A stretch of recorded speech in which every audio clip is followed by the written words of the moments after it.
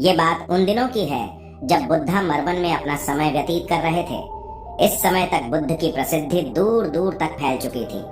बहुत दूर दूर से लोग अपनी चिंताओं और परेशानियों का समाधान हेतु बुद्ध के पास आते थे। ऐसे ही एक दिन जब बुद्धा मरवन में अपने शिष्यों को प्रवचन दे रहे थे, तभी एक अधेड़ उम्र का व्यक्ति अपने नौजवान पुत्र को अपने साथ लिए बुद्ध की तरफ चला आ रहा था। जब ये प्रवचन स्थल के पास पहुंच गए तो बुद्ध ने एक नजर उन पर डाली और इशारे से बैठने के लिए कहा। जब प्रवचन समाप्त हो गए और सभी लोग वहां से चले गए तो बुद्ध ने उस व्यक्ति को अपने पास बुलाया और बैठने के लिए कहा। वहां चारों तरफ हरियाली छाई हुई थी। मौसम बहुत सुहाना था और तरह तरह के पक्षियों की आवाजें गूंज रही थी। ऐसा नजारा देखकर उस व्यक्ति को अंदर से असीम शांति महसूस हो रही थी। इसके बाद बुद्ध ने उस व्यक्ति से आने का कारण पूछा तो इस पर व्यक्ति ने कहा, तथागत, मैं 2 दिन की लंबी यात्रा करके अपने पुत्र को आपसे मिलवाने लाया हूँ। ये मेरा इकलौता पुत्र है और ये हर समय थका थका रहता है। ऐसा लगता है जैसे इसके अंदर कोई जान ही ना हो। इसका स्वभाव भी काफी चिड़चिड़ा सा हो गया है। अगर हम इससे कुछ भी कहते हैं तो यह हमारी छोटी छोटी बातों पर गुस्सा हो जाता है। इसके देखने की क्षमता भी उम्र से पहले ही कमजोर हो गई है और इसके बाल भी सफेद पड़ने लगे हैं। इतनी कम उम्र में इतनी बड़ी उम्र का लगना, मुझे तो कुछ समझ नहीं आ रहा है। तथागत, मैं अपने पुत्र के स्वास्थ्य को लेकर बहुत चिंतित हूँ। जब मैं अपने पुत्र को वेद जी के पास लेकर गया तो उन्होंने कुछ औषधि दी और कहा, अपने पुत्र को तनाव कम लेने के लिए कहो। वो अपने दिमाग में बहुत अधिक तनाव लेता है, इसलिए उसकी ऐसी हालत हो गई है। लेकिन मैंने उसको बहुत समझाने के बाद भी तनाव का मतलब समझ नहीं आया। मुझे नहीं पता कि तनाव होता क्या है, यह किन कारणों से आता है और उसे कैसे अपने पुत्र के दिमाग से निकालूं। लेकिन मुझे सबसे पहले तो ये समझना है कि तनाव होता क्या है। इसीलिए तथागत मैं आपके पास आया हूँ। कृपया आप मेरी समस्या का समाधान कीजिए। यह सुन बुद्ध उसके पुत्र को बड़े ध्यान से देखते हैं, उसके चेहरे को देखते हैं, उसकी आंखों को देखते हैं और फिर उसके हाथों की नब्ज को भी देखते हैं। ये सारी विधि करने के पश्चात बुद्ध उस व्यक्ति से कहते हैं कि तनाव लेना तो कोई नहीं चाहता, लेकिन फिर भी यह तनाव लोगों के दिमाग को दीमक की तरह पकड़ लेता है और व्यक्ति जान भी नहीं पाता है कि वह तनाव में जी रहा है। लेकिन अगर व्यक्ति तनाव के कारणों को अच्छे से समझ लेता है और तनाव के बारे में कोई ऐसा पैमाना बना लेता है जिससे वह जान सके कि वह कितने तनाव में है, तो वह इस समस्या का समाधान भी खोज सकता है। सबसे पहले तो तुम ये समझो कि तनाव होता क्या है। जब भी कोई व्यक्ति कोई काम कर रहा होता है लेकिन उसका मन कहीं दूर भटक रहा होता है, कल्पनाओं में होता है, तो उसके शरीर और मन के बीच एक दूरी पैदा हो जाती है।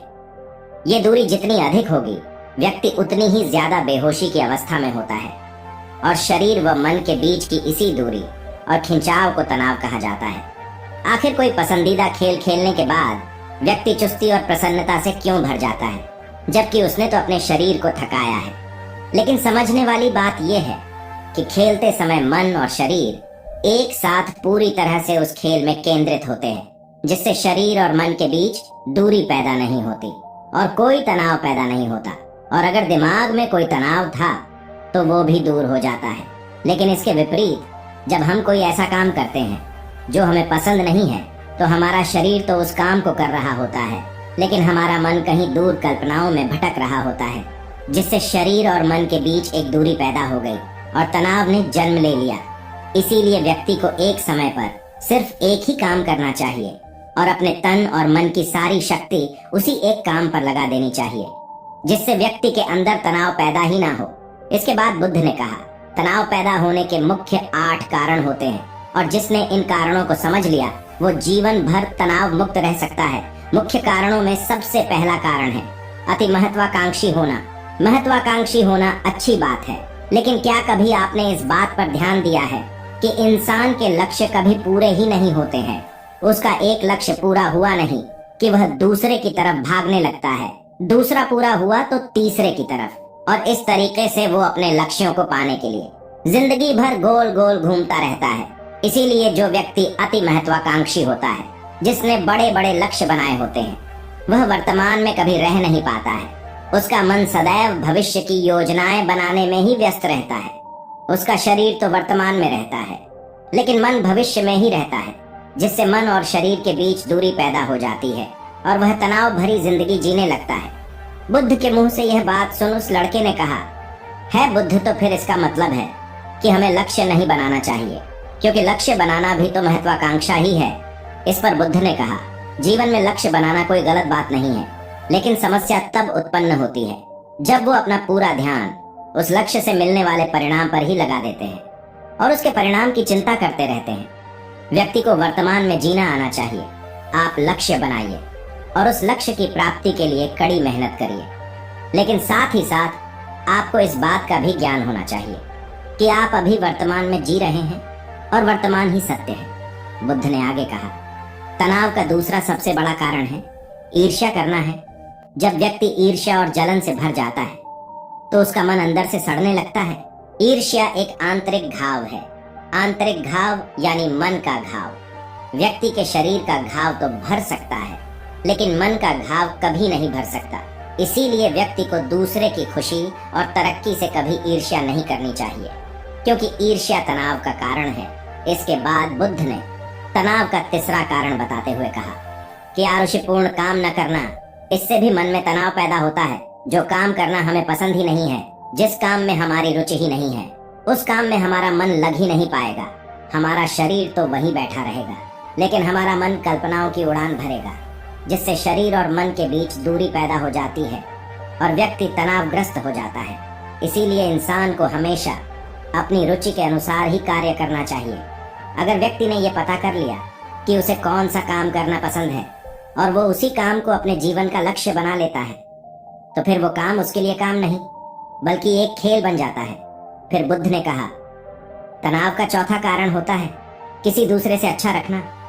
बुद्ध ने उस व्यक्ति की ओर इशारा करते हुए कहा, एक पिता होने के नाते तुम्हारी अपने पुत्र से बहुत सी अपेक्षाएं होगी कि तुम्हारा पुत्र एक बहुत ही कामयाब इंसान बने, तुम्हारा नाम रोशन करे, जैसा तुम चाहते हो उस तरह का जीवन जिए, तुम्हारी हर बात माने।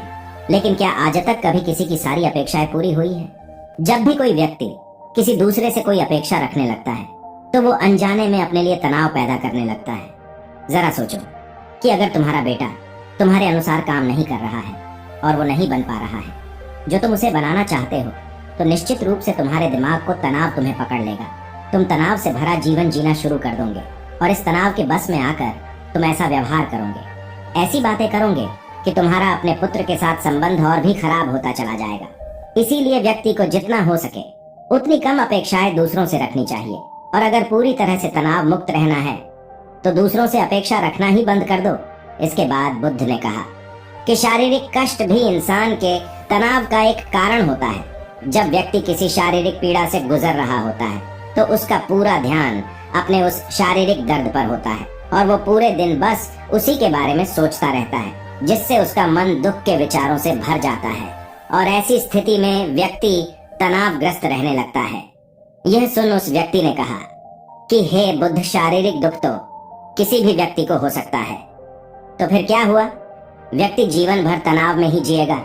इसका जवाब देते हुए बुद्ध ने कहा कि इंसान को यह बात समझनी चाहिए कि हमारा जीवन दुखों का आधार है।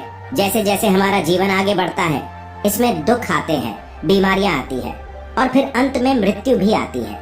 तो बीमारियां इंसान के जीवन का अभिन्न अंग है, कोई इनसे बच नहीं सकता।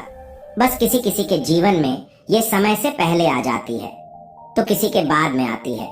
जब इंसान का मन इस बात को अच्छे से समझ लेगा तो फिर वह अपनी बीमारी के बारे में सोच सोच कर ज्यादा तनाव नहीं लेगा, क्योंकि यह हमारे जीवन का अभिन्न हिस्सा है और इसके लिए व्यक्ति को शारीरिक रूप से भी अभ्यास करते रहना चाहिए। अपने जीवन में व्यायाम और स्वस्थ जीवन शैली को भी जगह देनी चाहिए ताकि उसका शरीर लंबे समय तक निरोगी रहकर सही से काम कर सके। तनाव का अगला कारण होता है अपनी योजनाओं को समझने के लिए समय न देना। कुछ लोगों के दिमाग में कोई विचार आया ही नहीं कि वो बिना सोचे समझे उस पर काम करना शुरू कर देते हैं, और जब उस काम में उन्हें असफलता मिलती है तो वह तनाव से भर जाते हैं, क्योंकि उन्होंने उस काम को शुरू करने से पहले उसके बारे में पूरी जानकारी इकट्ठा नहीं की थी। इंसान को कोई भी काम शुरू करने से पहले उसके अच्छे और बुरे परिणामों के बारे में ठीक से सोच विचार कर लेना चाहिए।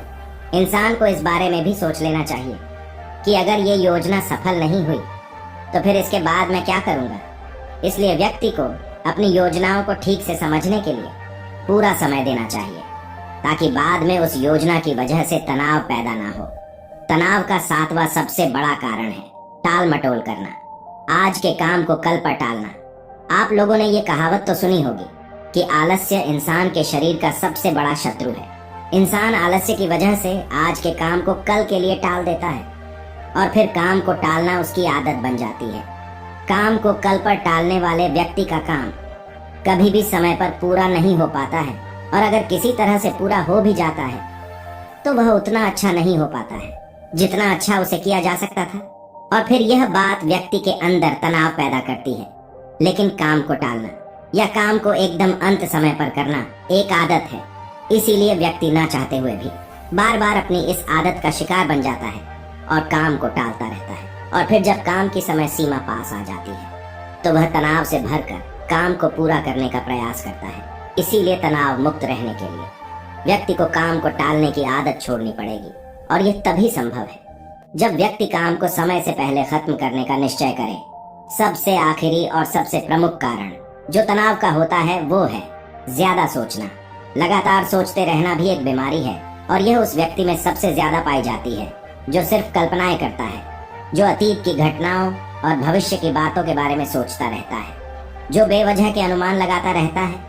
इसीलिए व्यक्ति को ज्यादा सोचने की आदत पर लगाम लगाना चाहिए। इसके लिए जितना हो सके खुद को काम में व्यस्त रखना चाहिए और हर दिन ध्यान का अभ्यास करने को अपने जीवन का हिस्सा बना लेना चाहिए। बुद्ध के मुंह से यह सारी बातें सुनकर उस व्यक्ति ने हाथ जोड़कर कहा, बुद्ध, मेरा पुत्र तो अभी मात्र 20 वर्ष का ही है और इसमें अभी इतनी समझ भी नहीं है कि यह आपकी बताई सारी बातों का एक साथ पालन कर सकें। आप कृपया करके तनाव मुक्त रहने का कोई आसान सा तरीका बता दें जिससे मेरा बेटा उसका अनुसरण भी कर सके और तनाव मुक्त भी रह सके। उस व्यक्ति की यह प्रार्थना सुन बुद्ध ने कुछ सोचते हुए जवाब दिया, अगर तुम इतनी सारी बातों का पालन नहीं कर सकते हैं तो इसके लिए एक बहुत ही आसान विधि है। तुम एक बार मैं एक काम को करने पर ध्यान लगाओ। जो भी काम कर रहे हो उस समय पर सिर्फ उसी काम को करो, सिर्फ उस पर ही अपना पूरा ध्यान लगाओ। और अगर तुम्हारा मन इधर उधर भटक जाता है तो जैसे ही तुम्हें याद आए उसे वापस फिर उसी काम में लगा दो। ये सबसे आसान और अच्छा तरीका है तनाव मुक्त रहने का। जब तुम भोजन करो तो उस समय सिर्फ भोजन ही करो, उसके पूरे स्वाद का आनंद लो, उसका अनुभव करो। जब चलो तब अपना पूरा ध्यान सिर्फ चलने में ही लगा दो। इससे तुम्हारा मन और तुम्हारा शरीर दोनों एक जगह पर केंद्रित रहेंगे, दोनों के बीच दूरी पैदा नहीं होगी जो कि तनाव का मुख्य कारण होती है। इसीलिए जहाँ तक संभव हो सके एक समय पर सिर्फ एक ही काम करने का प्रयास करें, वो भी पूरे ध्यान के साथ। दोस्तों, आशा करता हूँ कि आपको इस कहानी से काफी कुछ सीखने को मिला होगा। धन्यवाद। गांव में रहने वाला एक नौजवान लड़का अपने मन के अनियंत्रित विचारों से बहुत परेशान था। ना चाहते हुए भी हर समय उसके मन में कोई न कोई विचार चलते ही रहते। जब वह कोई काम करता तो उसके हाथ, पैर और शरीर तो उस काम को कर रहे होते, लेकिन उसका मन अतीत में घटी किसी घटना के ख्याल में खोया रहता। उसे अपने भविष्य को लेकर ख्याली पुलाव पकाने की भी आदत पड़ चुकी थी। वह अक्सर सोचता कि एक दिन मैं ये करूँगा, वो करूँगा, एक दिन मैं बहुत ही बड़ा और सफल इंसान बन जाऊँगा। वह अक्सर अपने भविष्य को लेकर बड़े बड़े सपने देखता और उन सपनों में खुद को हमेशा दूसरों से आगे रखता और खुद को एक नायक के रूप में प्रस्तुत करता। वह जब भी किसी महान, बुद्धिमान, वीर और साहसी व्यक्ति की कहानी सुनता या पढ़ता तो उस कहानी के नायक की जगह खुद को रख लेता और अपने ख्यालों में ही वो सभी साहसिक और महान कार्य करने की कोशिश करता जो उस कहानी के नायक ने किए होते थे। वह अक्सर अपने ख्यालों में सोचता कि एक दिन वह बहुत ही सफल इंसान बनेगा, जिसके पास बहुत सारा पैसा होगा, समाज में खूब इज्जत और मान सम्मान होगा। वह एक बहुत ही सुंदर और सुशील लड़की से शादी करेगा और खुशी खुशी अपना जीवन व्यतीत करेगा। वह कई वर्षों से ऐसा ही सोचता आ रहा था। उसे लगता था कि उसका जीवन एकदम से बदल जाएगा, वह एकदम से सफल बन जाएगा। लेकिन उसके साथ आज तक ऐसा कुछ भी चमत्कार नहीं हुआ था, बल्कि समय बीतने के साथ उसकी हालत और भी खराब होती जा रही थी। और इसका सबसे बड़ा कारण था उसका एक्शन ना लेना, यानी काम ना करना। उसके सपने तो बड़े बड़े थे और वह अपने ख्यालों में भविष्य के लिए बड़ी बड़ी योजनाएं भी बना लेता था, लेकिन उसने आज तक उन सपनों को हकीकत में बदलने के लिए कभी कोई ठोस कदम नहीं उठाया था। कभी भी खुद को कड़ी मेहनत करने के लिए प्रेरित नहीं किया था, जिसका परिणाम ये हुआ कि अब वह 25 साल से भी ऊपर का हो चुका था, लेकिन आज तक अपने किसी भी सपने को हकीकत में बदलते हुए नहीं देखा था। इसीलिए अब उस व्यक्ति को भी यह बात समझ आने लगी थी कि वह अपने मन के बनाए हुए ख्यालों के जाल में फंस चुका है, जिससे वह केवल अपने ख्यालों में ही अपने सपनों की चीजों के बारे में सोचकर खुश होता रहता है और कभी भी वास्तविक दुनिया में उन सपनों को पूरा करने के लिए कोई प्रयास नहीं करता। उसे पता तो था कि उसका दिमाग फालतू के विचारों से भरा हुआ है और वह वास्तविकता में नहीं जी रहा है, लेकिन बहुत प्रयास करने के बाद भी वह अपनी इस आदत को छोड़ नहीं पा रहा था। उसे अपने ख्यालों की दुनिया में जीने में मजा भी आ रहा था, लेकिन जब वह अपने ख्यालों से बाहर आकर अपनी वास्तविक स्थिति को देखता और उसके बारे में सोचता तो वह बहुत दुखी हो जाता। अब धीरे धीरे उसकी यह आदत उसके तनाव और उदासी का कारण बन चुकी थी। अब वह अपने दोस्तों और घर वालों से ज्यादा बात भी नहीं करता था, दिन भर गुमसुम और उदास सा रहने लगा था। एक दिन ऐसे ही उदास मन के साथ वह एक पेड़ के नीचे बैठा हुआ था। तभी उसका एक मित्र उसके पास आता है और उससे कहता है, मित्र, हमारे गांव में एक बहुत ही प्रसिद्ध बौद्ध भिक्षु पधारे हुए हैं और मैंने सुना है कि वो मन और मन की शांति से जुड़ी हर एक समस्या का समाधान बहुत ही आसानी से कर देते हैं। मुझे लगता है कि तुम्हें उनसे एक बार जरूर मिलना चाहिए, वो तुम्हारी समस्या का समाधान कर सकते हैं। अपने मित्र की बात सुन वह नौजवान व्यक्ति खुश हो जाता है और उन बौद्ध भिक्षु से मिलने चल पड़ता है। थोड़ी देर बाद वह बौद्ध भिक्षु के समक्ष पहुंच जाता है, जो कि एक वृक्ष के नीचे ध्यान मुद्रा में बैठे हुए थे। वह बौद्ध भिक्षु को प्रणाम कर उनके सामने बैठ जाता है और अपनी सारी समस्याएं बताना शुरू कर देता है। वह कहता है, मुनिवर, मेरा मन हर समय असंख्य विचारों से भरा रहता है। इसमें बेवजह के विचार हर समय चलते ही रहते हैं। मैं कोई काम कर रहा होता हूँ तब भी मेरा मन अतीत या भविष्य के किसी विचार में ही खोया रहता है। मैं कितना ही प्रयास कर लूं पर यह मेरी एक नहीं सुनता। मैं अपने इस अशांत मन को शांत करना चाहता हूँ, इसे खाली करना चाहता हूँ, इसे एकाग्रचित करना चाहता हूँ, जिसमें मैं अब तक असफल रहा हूँ। मुनिवर, मैं आपके पास बड़ी उम्मीद लेकर आया हूँ, कृपया मुझे कोई रास्ता दिखाएं। उस नौजवान व्यक्ति की ये सारी बातें ध्यान से सुनने के बाद बौद्ध भिक्षु ने कहा, जिंदगी खुशहाल और मन शांत तो तभी होगा ना जब जो गलतियां कर रहे हो उन गलतियों को करना बंद कर दोगे। क्या क्या गलतियां कर रहे हो और मन को कैसे साफ करना है, इस बारे में आज मैं तुम्हें विस्तार से बताऊंगा। ध्यान से सुनना। पहली गलती, पर्याप्त नींद न लेना। पूरी नींद न लेना शरीर और मन को कई तरह से नुकसान पहुंचाता है। अगर पूरी नींद न ली जाए तो याददाश्त का कमजोर होना, तनाव, चिड़चिड़ापन, हर समय थका हुआ महसूस करना और चेहरे की चमक होने जैसी समस्याओं का सामना करना पड़ता है। इसके साथ ही कम सोने से समस्याओं का समाधान निकालने की दिमाग की क्षमता पर असर पड़ता है और दिमाग को तुलनात्मक अध्ययन करने में दिक्कत आती है। इसीलिए रोजाना कम से कम 5 से 6 घंटे की गहरी नींद लेना जरूरी है। नींद मानव जीवन के लिए महत्वपूर्ण होती है क्योंकि यह हमारे शारीरिक और मानसिक स्वास्थ्य को सुरक्षित रखने का माध्यम होती है। रोज पर्याप्त गहरी नींद लेने से हमारी शारीरिक क्षमता बढ़ती है, मानसिक तनाव कम होता है और जीवन की गुणवत्ता में सुधार होता है। हमारी दिनचर्या में नींद का बहुत ही महत्वपूर्ण स्थान है क्योंकि यह हमें दिन भर की थकान और तनाव से राहत दिलाती है। यदि किसी कारणवश तुम पूरी नींद नहीं ले रहे हो तो इससे तुम्हारे शारीरिक और मानसिक स्वास्थ्य पर बहुत बुरा असर पड़ रहा है। शारीरिक स्वास्थ्य के पहलू में नींद का अभाव तुम्हारी शारीरिक क्षमता को कम कर सकता है क्योंकि नींद के दौरान हमारे शरीर की मरम्मत, सफाई और इसके ऊर्जा स्तर में सुधार होता है। लगातार कम नींद लेने से जीवन की गुणवत्ता में गिरावट आने के साथ साथ हमारे शरीर की प्रतिरक्षा प्रणाली भी कमजोर पड़ने लगती है, जिससे बीमारियों का खतरा बढ़ जाता है। और मानसिक स्वास्थ्य के पहलू में पर्याप्त नींद न लेने से मानसिक तनाव बढ़ सकता है और मानसिक स्वास्थ्य पर असर डाल सकता है। नींद के अभाव में मानसिक तनाव और चिंता की स्थिति में वृद्धि होती है, जिससे तुम्हारी दिनचर्या, निर्णय लेने की क्षमता और उत्साह पर असर पड़ता है। नींद के अभाव से बच्चों और युवाओं के शिक्षा कार्य पर भी असर पड़ सकता है। उनकी याददाश्त, समझ और नैतिकता पर असर पड़ सकता है, जिससे उनके शिक्षा कार्य में प्रगति रुक सकती है। इसके साथ ही पूरी नींद न लेना तुम्हारी व्यक्तिगत जीवन शैली पर भी असर डालता है। नींद की कमी से तुम्हारे ध्यान, समर्पण और रिश्तों में भी समस्याएं आ सकती हैं। संक्षेप में कहें तो हमारे शारीरिक और मानसिक स्वास्थ्य को बनाए रखने में नींद सबसे महत्वपूर्ण भूमिका निभाती है।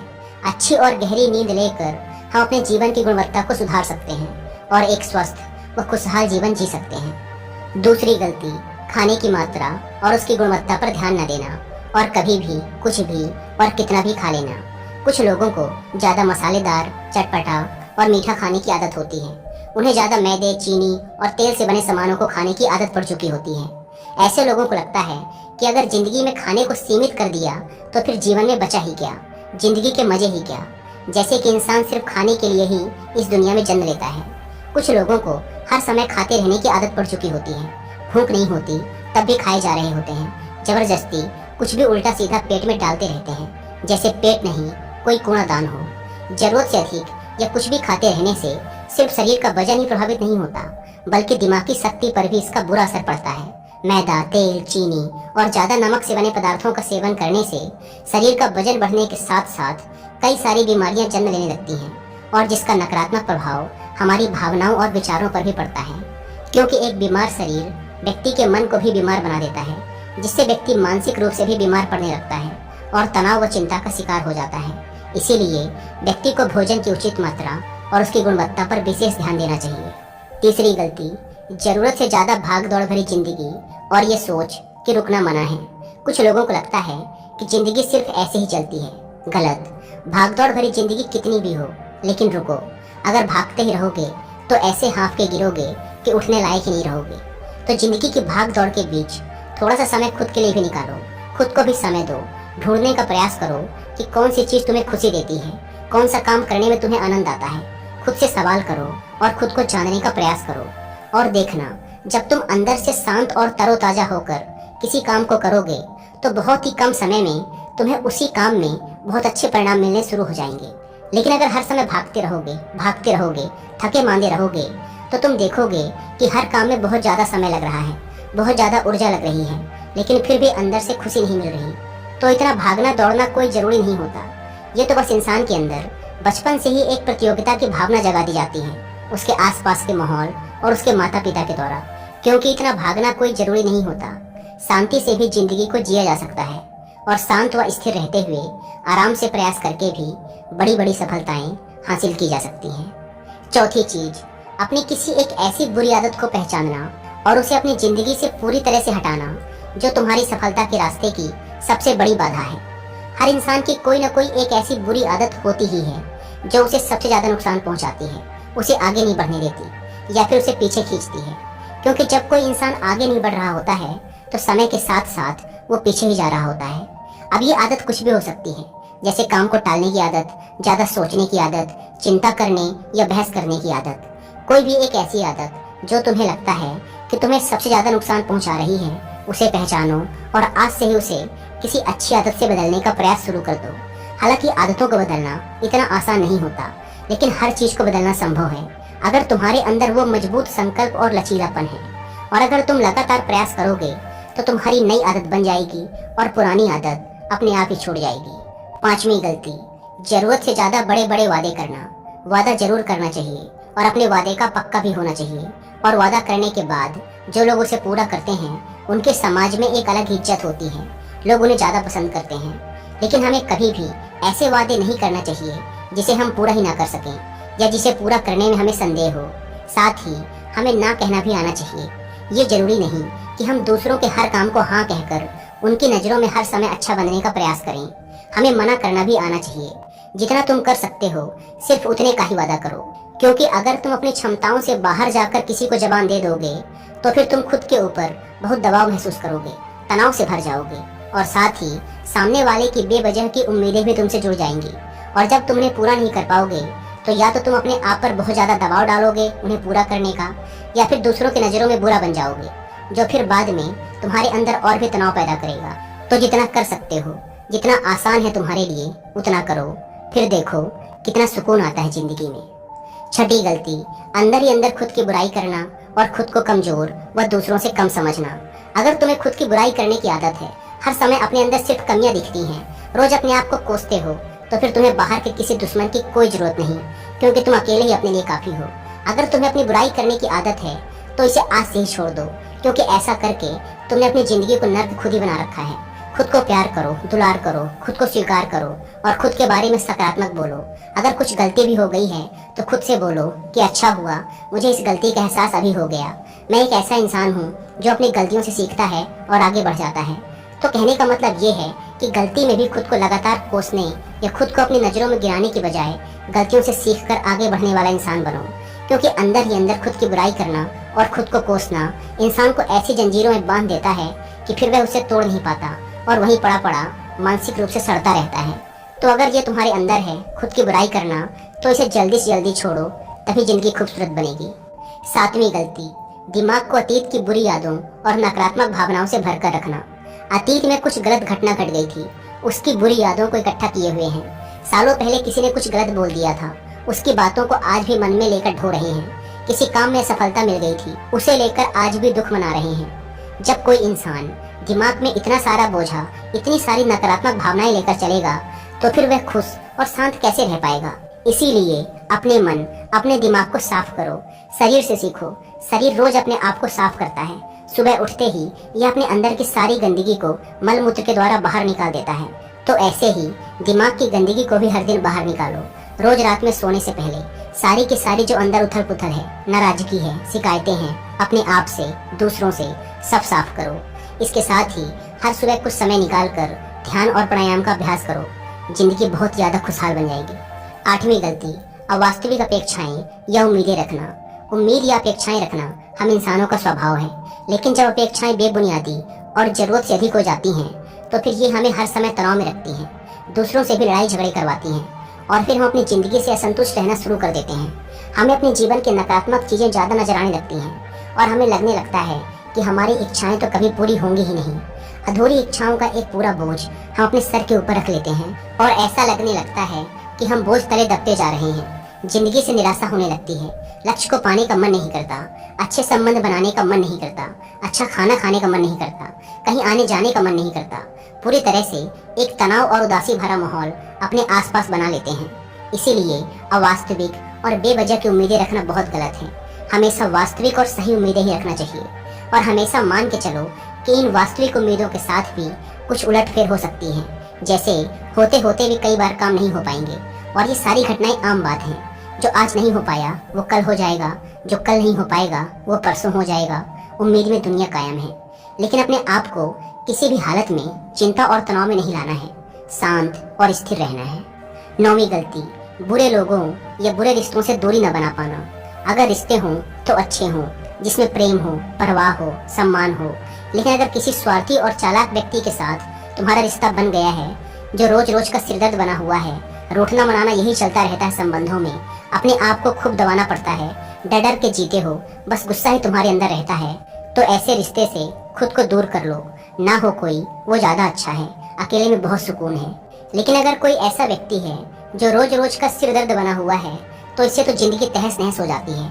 अगर उनसे ऐसे घनिष्ठ संबंध हैं जिसे पूरी तरह से नहीं छोड़ा जा सकता, तो फिर ऐसी स्थिति में संबंधों को सीमित कर दो और जिन लोगों से तुम पीछा छुड़ा सकते हो उन लोगों को तो बिल्कुल अपनी जिंदगी से बाहर निकाल दो और अपनी जिंदगी में सुकून लाओ। इतना कहने के बाद बौद्ध भिक्षु ने अपनी बात समाप्त की और कहा, तो ये थी वो कुछ गलतियां जिन्हें अगर तुम सुधार लेते हो तो तुम्हारी जिंदगी फिर से शांति, सुकून और खुशी से भर जाएगी। दोस्तों, एक और गलती जो आज के समय में हमारे मन को अशांत और बेचैन रखती है, वो है digital devices and social media का अत्यधिक यूज करना। अब आज के समय में तो डिजिटल डिवाइसेस को अपनी जिंदगी से पूरी तरह अलग करना लगभग असंभव है। लेकिन जो लोग बेमतलब का इन सब डिवाइसेस में लगे रहते हैं, जिनका कोई काम ही नहीं है, लेकिन फिर भी चिपके रहेंगे, नेटफ्लिक्स देखते रहेंगे, सोशल मीडिया स्क्रॉल करते रहेंगे, एक पागलपन की हद तक पूरा दिन इन डिवाइसेस में ही गुजार देंगे, ये आदत बहुत ज़्यादा खराब है। जितना आपके काम के लिए जरूरी है इसका यूज़ करिए, लेकिन इसमें भी बीच बीच में ब्रेक लेना, रेस्ट लेना जरूरी होता है। नहीं तो यह आपके अंदर की बहुत सारी चीज़ों को खराब कर देगा। आपके चेहरे की चमक कम हो जाती है, आपकी नींद पर भी असर पड़ता है। यह आपके अंदर ज़्यादा सोचने की आदत बढ़ाकर तनाव पैदा कर देता है। इसीलिए आपको जितना हो सके इनसे दूरी बनाकर रखना है, क्योंकि कुछ चीज़ों को तो हम बिल्कुल छोड़ सकते हैं, जैसे जंक फूड, लेकिन डिजिटल डिवाइसेस को पूरी तरह से छोड़ना प्रैक्टिकली पॉसिबल नहीं है, क्योंकि आजकल सब कुछ टेक्नोलॉजी से जुड़ा हुआ है। और अगर हम कंप्लीट डिजिटल डिटॉक्स कर लेंगे तो फिर हम अपने लाइफ में आगे नहीं बढ़ पाएंगे। इसीलिए इसको पूरी तरह से छोड़ना नहीं, लिमिट करना है। कुछ चीज़ों को छोड़ना होता है और कुछ चीज़ों को लिमिट करना होता है। इसे लिमिट कर लो, जिंदगी अच्छी हो जाएगी। दोस्तों, मुझे उम्मीद है कि आपको ये वीडियो पसंद आई होगी और वीडियो में यहाँ तक बने रहने के लिए आपका बहुत बहुत धन्यवाद। दोस्तों, आज हम क्या हैं और आगे हमारी जिंदगी में क्या होने वाला है, यह सब हमारे विचारों पर निर्भर करता है। जैसा हम विचार करते हैं वैसा ही हम बनते चले जाते हैं। अगर हमारे दिमाग में विचार अच्छा आया तो हमारे अंदर सकारात्मक ऊर्जा पैदा करता है। अगर हमारे दिमाग में बुरा विचार आया तो वह हमारे अंदर नकारात्मक ऊर्जा पैदा करता है। इंसान बीमार है, इंसान स्वस्थ है, उसकी जिंदगी में क्या होने वाला है, यह सब हमारे विचारों पर ही निर्भर करता है। तो आज के इस वीडियो में हम यही जानने का प्रयास करेंगे कि किस प्रकार हम अपने विचारों को बदलें कि हमारा पूरा जीवन बदल जाए, अर्थात हमारा जीवन सकारात्मक ऊर्जाओं से भर जाए, हमारे जीवन की सारी दुख तकलीफें दूर हो जाएं। तो दोस्तों, इस वीडियो के आखिर तक जरूर बने रहिएगा। जनकपुर नाम का एक गांव था। उस गांव में हरियाली बहुत थी, क्योंकि गांव से थोड़ी ही दूर पर एक नदी बहती थी। गांव के सभी लोगों का जीवन उस नदी पर ही आश्रित था। खेतों की सिंचाई करना, पालतू पशुओं के लिए चारे की व्यवस्था करना, सब कुछ उस नदी पर ही आश्रित था। नदी के उस पार एक दूसरा गांव था। लोग एक गांव से दूसरे तक अपनी वस्तुओं को पहुंचाते थे, जिससे दोनों गांव का भला हो रहा था। वह सभी गांव वाले सुख और शांति से अपना जीवन व्यतीत कर रहे थे। नदी के इस पार वाले गांव में एक परिवार रहता था, जिसमें विमला नाम की एक लड़की रहती थी। उसके घर में विमला के माता पिता, दादा दादी और उसके भाई रहा करते थे। सभी लोग खुशी खुशी अपना जीवन व्यतीत कर रहे थे। विमला पहले छोटी थी, धीरे धीरे जब वह बड़ी होने लगी तो उसके माता पिता को उसकी शादी की चिंता होने लगी, क्योंकि विमला अब बड़ी हो रही थी, उसकी शिक्षा भी पूरी हो गई थी। धीरे धीरे समय बीतता गया और विमला की शादी की उम्र आ गई। विमला के माता पिता ने विमला की शादी नदी के उस पार वाले गांव के एक लड़के से तय कर दी। लड़के का नाम धर्मेंद्र था। अच्छी मुहूर्त निकालकर शादी की तारीख भी तय कर दी गई। शादी होने में बस कुछ ही महीने बचे थे। विमला की तबीयत अचानक खराब होने लगी। वह न ज्यादा बोलती, न कहीं जाती और खाना पीना तक भी उसने कम कर दिया था। वैद्य जी को बुलाया गया। उन्होंने जब उसकी नाड़ी की जांच की तो पता चला कि विमला को 4 दिन से बुखार है। न उसे भूख लग रही थी और न ही प्यास लग रही थी। नींद भी उसे ठीक से नहीं आ रही थी। विमला अच्छी भली थी, सेहत भी उसकी ठीक थी। 4 दिन में वह बिल्कुल सूख गई थी। रंग भी उसका काला पड़ गया था। कितने वैद्य आए पर उसकी बीमारी का कारण नहीं ढूंढ पाए। माता पिता भी चिंता में परेशान थे। जैसा मैंने बताया कि अगले ही महीने विमला का विवाह होने वाला है, नदी पार के गांव के एक लड़के से। विमला के माता पिता को यह भय था कि यदि ससुराल पक्ष में अगर इसकी बीमारी की सूचना पहुंच गई तो कहीं न कहीं वे लोग विवाह करने से इनकार कर देंगे। विमला के माता पिता को यह डर सताने लगा कि कहीं गांव का कोई व्यक्ति अगर इसके ससुराल वालों को इसकी बात बता देगा तो वे लोग शादी करने से मना कर देंगे। इस बात से उसके माता पिता काफी डरे हुए थे। कई वैद्य आए और चले गए पर उसकी बीमारी का कोई इलाज नहीं कर पाया, क्योंकि सब दवाइयां देते और जड़ी बूटियां देने के बाद सब चले जाते थे, जिससे कि कोई खास उसके स्वास्थ्य में सुधार नहीं आ रहा था। एक दिन गांव के सरपंच ने विमला के पिता से कहा, क्यों नहीं तुम नदी के पास वाले आश्रम में जाओ, वहाँ एक बौद्ध महात्मा रहते हैं, उनके पास जाओ। सुना है वह लोगों की बीमारियों को अपने विचारों से सही कर देते हैं। उनके शब्दों में इतनी ताकत है कि एक बार अगर कोई उनके शब्दों को सुन लिया तो वह उनसे प्रभावित हो जाता है, जिससे बहुत ही शांति मिलती है। सुबह सुबह ही उसके पिता उस आश्रम में जाते हैं और उन बौद्ध महात्मा को प्रणाम करके उनसे कहते हैं, हे महात्मा, हमारी बेटी बीमार हो गई है। कई वैद्य लोग आए पर उसे कोई ठीक नहीं कर पाया। वह दिन प्रतिदिन बीमार होती जा रही है और उसका शरीर सूखता जा रहा है। वह बहुत कमजोर हो गई है। उसका चेहरा भी काला पड़ गया है। अगले महीने उसकी शादी होने वाली है। हम सबको डर है कि कहीं उसकी शादी टूट न जाए, क्योंकि आजकल चुगली करने वाले लोग बहुत हैं। अगर उसके ससुराल वालों को यह पता चल गया कि विमला बीमार है तो मेरी इस बच्ची से वह अपने लड़के की शादी नहीं करेंगे, जिससे समाज में मेरी बदनामी हो जाएगी। महात्मा, कृपया करके मेरी बेटी को ठीक कर दीजिए। आप जो भी कहेंगे हम उसके लिए तैयार हैं, बस आप मेरी बेटी को ठीक कर दीजिए। वे महात्मा अपने आश्रम में जाते हैं और आश्रम से कुछ जड़ी बूटियां लाते हैं और विमला के पिता से कहते हैं, जब तक मैं आ न जाऊं तब तक तुम विमला को यह जड़ी बूटियां पीस कर उसे देते रहना। मैं कल सुबह कुछ और जड़ी बूटियां लेकर तुम्हारे घर आता हूँ। तुम सब परेशान बिल्कुल भी मत होना, तुम्हारी बेटी बिल्कुल सही हो जाएगी। विमला के पिता घर आकर उन बौद्ध महात्मा के द्वारा दी हुई जड़ी बूटी को विमला को पीस कर पिला देते हैं। विमला ने जैसे तैसे वह दवा पी ली, क्योंकि दवा बहुत कड़वी थी। उसका शरीर अब बिल्कुल गल चुका था। अच्छी भली दिखने वाली विमला बिल्कुल सूख गई थी। अब उसमें जान नहीं बची थी। किसी तरह से वह बिस्तर से उठती और फिर लेट जाती थी। अगली सुबह वह बौद्ध महात्मा कुछ जड़ी बूटियां लेकर विमला के घर पहुंच जाते हैं। विमला की माता महात्मा के पैरों को पकड़कर रोने लगी। महात्मा ने सांत्वना दी, कहा चिंता मत करो, सब ठीक हो जाएगा। महात्मा ने कहा मुझे यह बताओ कि जिस दिन से यह बीमार हुई है उस दिन क्या हुआ था।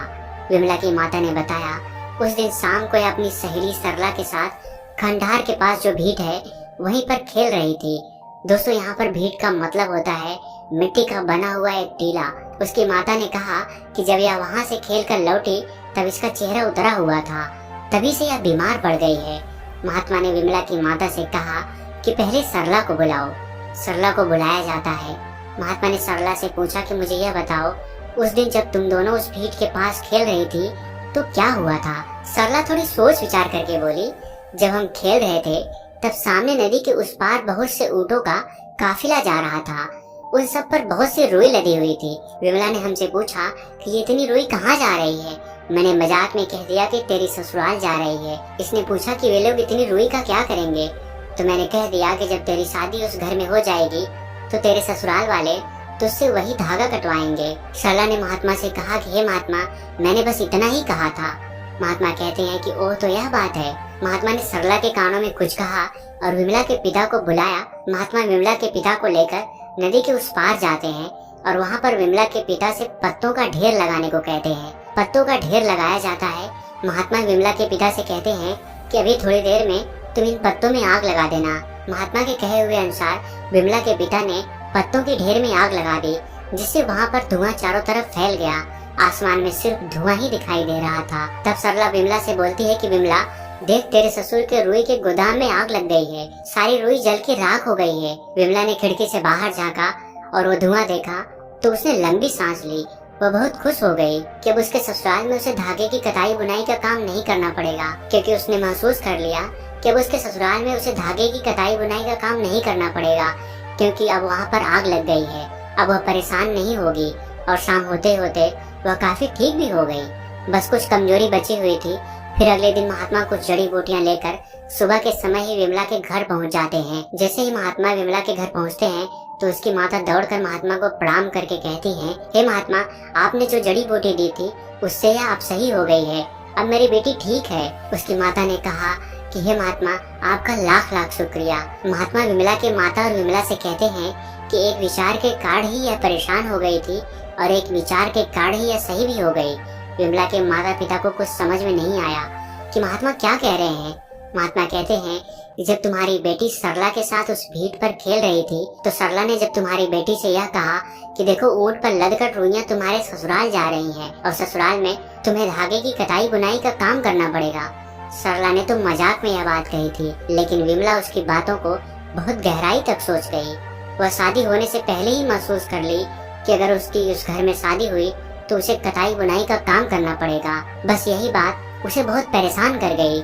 उसके दिमाग में यह बात बैठ गई, जिसकी वजह से उसके दिमाग में नकारात्मक ऊर्जा ने जन्म ले लिया। जब तक उसके दिमाग से यह विचार हटता नहीं कि मुझे वहाँ पर जाकर काम करना पड़ेगा, कटाई बुनाई का काम करना पड़ेगा, तब तक यह ठीक नहीं होती। इसलिए मैं विमला के पिता को नदी के उस पार पत्तों का ढेर लगाने को कहा और उसमें आग लगाने को कहा। और सरला से हमने यही कहा था कि जब तुम्हें नदी के उस पार धुआं दिखाई पड़े तब तुम विमला से कहना कि देखो तुम्हारे ससुराल में जो गोदाम है उसमें आग लग गई है, अब तुम्हें वहाँ पर काम नहीं करना पड़ेगा। जब विमला उठकर नदी के उस पार देखती है कि सच में वहाँ पर आग लगी हुई है तो वह महसूस कर ली कि अब उसे ससुराल में धागे की कटाई बुनाई का काम नहीं करना पड़ेगा। इस बात से वह बहुत खुश हो जाती है। उसने इतना मजबूती के साथ इस बात को महसूस किया कि उसके दिमाग में मौजूद नकारात्मक विचार अर्थात नकारात्मक ऊर्जा दूर हो गई। अर्थात हम यह कह सकते हैं कि उसके दिमाग में उत्पन्न हुई सकारात्मक ऊर्जा उसके दिमाग में मौजूद नकारात्मक ऊर्जा को दूर कर दी। महात्मा कहते हैं सभी बीमारियों की जड़ ही हमारे विचार होते हैं। हम जब किसी बात को बहुत गहराई के साथ सोचते हैं या हमारे साथ जो भी घटनाएं घटित हुई होती हैं, अगर हम उन घटना को बहुत ही नकारात्मक तरीके से सोचते हैं तो वे सभी विचार हमारे दिमाग में मौजूद हार्मोन्स को प्रभावित करते हैं, जिसकी वजह से हम बीमार होने लगते हैं। और यह बात किसी को नहीं पता होती है। वैद्य भी आपको दवाई देगा और कभी कभी तो वह दवाई भी काम नहीं करेगी। तो समझ जाना कि दिमाग में जो मौजूद नकारात्मक विचार हैं वह अभी भी मौजूद हैं। जितनी भी बीमारियां हमारे शरीर में उत्पन्न होती हैं वह इन्हीं नकारात्मक विचारों की वजह से ही उत्पन्न होती हैं। महात्मा कहते हैं कि मान लो कोई ऐसी बात जो हमें हफ्तों भर, महीनों भर और सालों से परेशान करती आ रही है और हम उन बातों को बहुत ही नकारात्मक तरीके से सोच रहे हैं, तो जब भी हम खाली बैठते हैं तब वही नकारात्मक बातें हमारे दिमाग में चलती रहती हैं, जिससे हमारे दिमाग में तमाम तरह के नकारात्मक विचार जन्म लेते रहते हैं और हम उस एक नकारात्मक विचार को हम दिन प्रतिदिन सोचते रहते हैं। तो ऐसे में आप बीमार होते चले जाएंगे और बीमारी भी ऐसी होगी कि कोई दवा भी नहीं काम करेगी। इंसान अपनी जिंदगी में तमाम तरह के नकारात्मक बातों को ही सोचता रहता है, जिनका कि वास्तव में इस दुनिया से कोई लेना देना नहीं होता है। फिर भी इंसान उन नकारात्मक बातों को बार बार सोचता रहता है, भविष्य के बारे में सोचता रहता है कि कहीं मेरे साथ कुछ गलत ना हो जाए। तमाम तरह के विचारों को वह अपने दिमाग में सोचते सोचते जगह दे देता है और जब विचार उसके दिमाग में एक बार जगह बना लेते हैं तो वह जल्दी उसके दिमाग से हटते नहीं हैं। महात्मा कहते हैं कि अगर तुम सब अपने दिमाग को एक सकारात्मक ऊर्जाओं से भर दोगे तो तुम सबको जल्दी कोई बीमारी नहीं पकड़ेगी। हाँ, कभी कभार मौसम के हिसाब से सर्दी जुकाम हो सकता है, छोटी मोटी बीमारियां हो सकती हैं, लेकिन वे सब दूर हो जाएंगे समय के साथ साथ। लेकिन तुम्हारी चिंता करने से जो बीमारियां उत्पन्न होने वाली हैं वह सब जल्दी दूर नहीं होंगी। जितनी भी बड़ी बीमारियां इंसान के अंदर होती हैं वह इन्हीं नकारात्मक विचारों की वजह से ही होती हैं। महात्मा आगे कहते हैं कि अगर तुम सब अपने दिमाग में हमेशा सकारात्मक बातें ही सोचते हो तो तुम्हारे दिमाग में सकारात्मक बातें ही जन्म लेंगी, अर्थात तुम सब सकारात्मक ऊर्जाओं से भरे रहोगे। जो व्यक्ति जितना ज्यादा सकारात्मक ऊर्जाओं से भरा रहता है वह उतना ही ज्यादा स्वस्थ और तंदुरुस्त होता है। चिंता सिर्फ और सिर्फ बीमारियों को जन्म देती है। मान लो तुम सब किसी बात को लेकर परेशान हो और बार बार उस बात पर विचार कर रहे हो, चिंतित हो उस बात को लेकर, तो तुम्हारे दिमाग में नकारात्मक ऊर्जाएं, नकारात्मक विचार जन्म लेने लगेंगे और धीरे धीरे यह तुम्हें बीमार करने लगेंगे। इसलिए चिंता करने से कुछ नहीं होने वाला है। अपने दिमाग में सकारात्मक ऊर्जाओं को भरो और जिस बात को लेकर तुम्हें चिंता आ रही है उस पर काम करना शुरू करो, उसका हल ढूंढने की कोशिश करो। चिंता करने से कुछ नहीं होगा, उसका हल ढूंढोगे तो भविष्य में कुछ न कुछ तुम्हें उसका हल जरूर मिल जाएगा। महात्मा कहते हैं आज से ही तुम सब अपने दिमाग में सकारात्मक ऊर्जाओं को भरने का प्रयास करो ताकि तुम्हारे अंदर सकारात्मक ऊर्जा प्रवाहित हो और तुम सब हमेशा खुश और शांति का अनुभव करने लगोगे। महात्मा इतना कहकर बची हुई जड़ी बूटियां विमला की माता को देकर कहते हैं अभी 1 सप्ताह तक तुम इस जड़ी बूटी को विमला को सुबह और शाम पिलाते रहना ताकि वह पूरी तरह स्वस्थ हो जाए। वह महात्मा विमला के माता पिता की सारी चिंता दूर कर देते हैं। इतना कहकर वह महात्मा वापस अपने आश्रम में आ जाते हैं। दोस्तों, आज के समय में इंसान तमाम तरह के नकारात्मक विचारों से ग्रसित हो गया है। वह हर पल चिंता में जी रहा है। वह अपनी जिंदगी को ठीक से जी ही नहीं पा रहा है। वह हर पल चिंता और डर में जी रहा है और अपने दिमाग में तमाम तरह के नकारात्मक विचारों को जन्म दे रहा है। दोस्तों, इसकी वजह से ही आज बहुत भयानक बीमारियां जन्म ले रही हैं। इन्हीं नकारात्मक विचारों की वजह से ही शुगर की बीमारी, हृदय की बीमारी, ब्लड प्रेशर, डिप्रेशन, लिवर का खराब हो जाना, किडनी फेल हो जाना, कैंसर का हो जाना, तमाम तरह की बीमारियां जन्म ले रही हैं। इन सब का एक ही वजह है कि आज का मानव प्रकृति से दूर होता जा रहा है और अपने दिमाग में नकारात्मक बातों को जन्म दे रहा है। आज का इंसान बड़े बड़े बंगलों में तो रह रहा है पर वह अशांति और अकेलापन महसूस कर रहा है। वह हर पल चिंता में जी रहा है और चिंता में ही सो रहा है, जिससे उसके दिमाग में नकारात्मक बातें जन्म ले रही हैं। अपने आप को समय दीजिए, प्रकृति के साथ तालमेल मिलाकर चलिए। कुछ समय खुले में और बाग बगीचे में समय बिताएं। प्रकृति की जो सकारात्मक ऊर्जा होती है वह आपके दिमाग में मौजूद नकारात्मक ऊर्जाओं को नष्ट कर देती है और आप अच्छा महसूस करने लगते हैं। दोस्तों, मुझे उम्मीद है आज के वीडियो आप सबके लिए बहुत ही महत्वपूर्ण रही होगी और आप सबने बहुत कुछ सीखा भी होगा। ऐसे ही और अच्छी वीडियो पाने के लिए और हमसे जुड़ने के लिए इस चैनल को सब्सक्राइब करना मत भूलिएगा। मिलते हैं अगली वीडियो में कुछ नए विचारों के साथ। तब तक के लिए मैं आपसे इजाजत चाहता हूँ। इस वीडियो में बने रहने के लिए आपका बहुत बहुत धन्यवाद। दोस्तों, अभी अगर आपकी एज 14 से 30 साल के बीच में है और अगर अभी तक आपने ये वीडियो वक्त रहते नहीं देखी तो मैं आपको इस बात की गारंटी देता हूँ कि आने वाले कुछ साल में आप सबके साथ बहुत सारे रिग्रेट्स होंगे, क्योंकि आप सबकी सबसे बड़ी गलती ये है कि आपको लगता है आपके पास टाइम है।